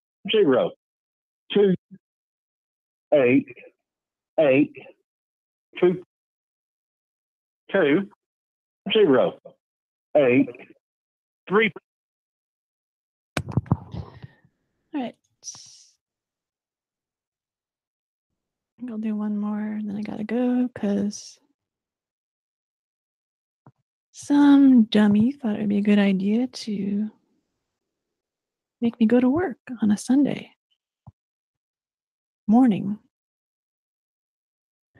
That's gonna suck. And I didn't want to do this show alone, but that's all right. This is a 24-hour learning academy for kids. What? It's weird. Okay. Yeah, that's me putting down the microphone and picking it up and dialing. And I'm still looking at Cody's screen here. He left his screen going. I guess he's left the computer or whatever happened over there.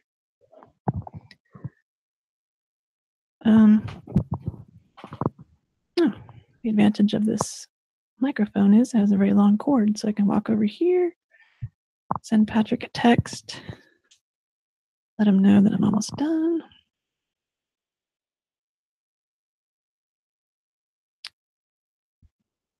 Sorry, folks, I just don't have the time tonight. Okay, Patrick, where is he? Oh, I have to think about this for a minute. I'll tell him that I'm almost done.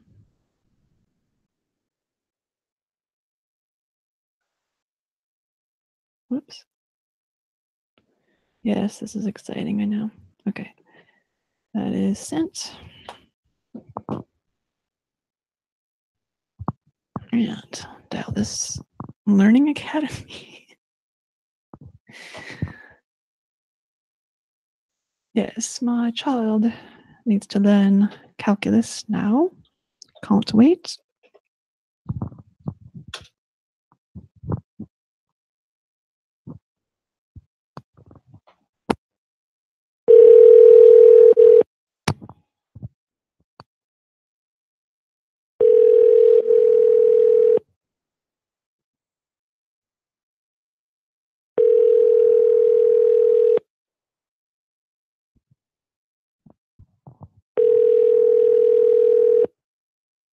It's a great day at Kitty Carnival. Unfortunately, no one's available to take your call right now. Please leave us your name, your number, and we will return your call as soon as possible. If this is an emergency, please call the director, Brittany Washington, at 314. All right. It says 24-hour in the caller ID. Seems like maybe, I don't know, 1 in 4 businesses are actually 24 hours. Let's say this, they're 24 hours. Okay, Patrick will be here in a few. Here for the comments. Yes, I go to bed at 6 a.m. California time. Yeah, I wish I had a little more pep to do the show tonight, but I don't. Kind of been a not very fun time lately. And getting up tomorrow sucks too. Let's see. Oh, here for the comments has been up for 24 hours. I've done that before. It's not fun. Well, you get in that delirious state sometimes. It can be a little bit fun, I guess, but usually not. Okay. Calling back this thing.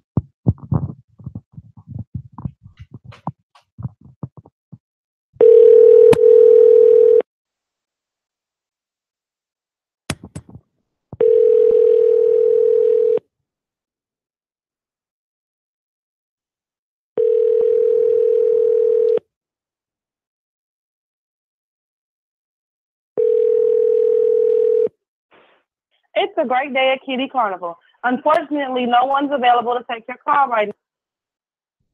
One more time.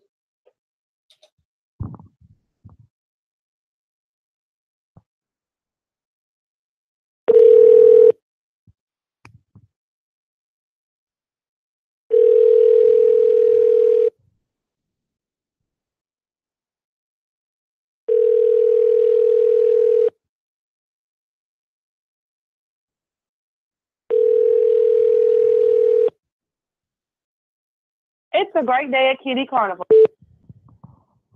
Hi, I've called you guys 3 times and it said that you're 24 hours. I don't understand this. My daughter, I gotta get her in there right now. She's asking me how to make ET with clay, and I can't really show her because I'm not good at that kind of thing. So where are you guys? And why aren't you taking my phone call? I pay good money for Darlene to come to your establishment. And when you say that you're 24 hours, you goddamn well better be. Do you understand me? What is your people's problem? I mean, I can yank her out of that school in a New York minute. You understand? I have friends. I have a network of friends actually who bring their kids here. They can yank them out too really fast. Very, very unprofessional. Okay? And, you know, Yelp is a thing. Better Business Bureau is a thing. I don't want to do that, but, you know, if you're not going to come through, then this is my daughter's future. Kids are the future. You understand? I don't think you do. All right? I need a call back. Now. Your supposed 24-hour business. Right. Okay. Think about this and 402-882-2083. Bye.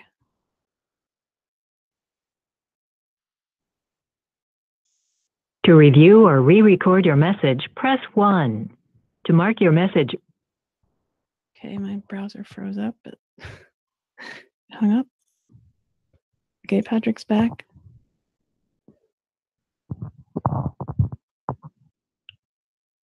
I'm here. Yeah, Cody, I don't know what happened to him. He just said, good night, everybody, and he left. So Okay. I don't really feel like going solo for... Yeah. Another 8 hours? No. Guess I want to do the show from work. Yeah, you may not, folks, you may not experience another 12-hour show like the other couple of weeks ago. That was a pretty crazy, unheard of thing. It was a good show too. So check that out if you got about 12 and a half hours to kill. So yeah, it took me forever to listen back to it. But, yeah, like I said, I listened to most of it on double speed, at 2 times the speed. Well, that's cheating. Yeah, I guess it is. You go back, you do it again the right way. No, in fact, you slow it down 2 times, so it's 24 hours. I'd slow it down to half speed now. Yes, half speed, 24 hours, and you can't go to bed until it's done. Yeah. All right, well, thanks for listening, and think about this, and... Hey, we love you a lot, and we like to fancy you. Mm-hmm. And I guess I better get this theme ready to go, huh? Yeah. I got it here, so. Okay. Thanks for listening. See you next time on Pran Funkels. We love you a lot. We like to fancy you. And from all of us here at Pran Funkels, good night. Happy trails, y'all.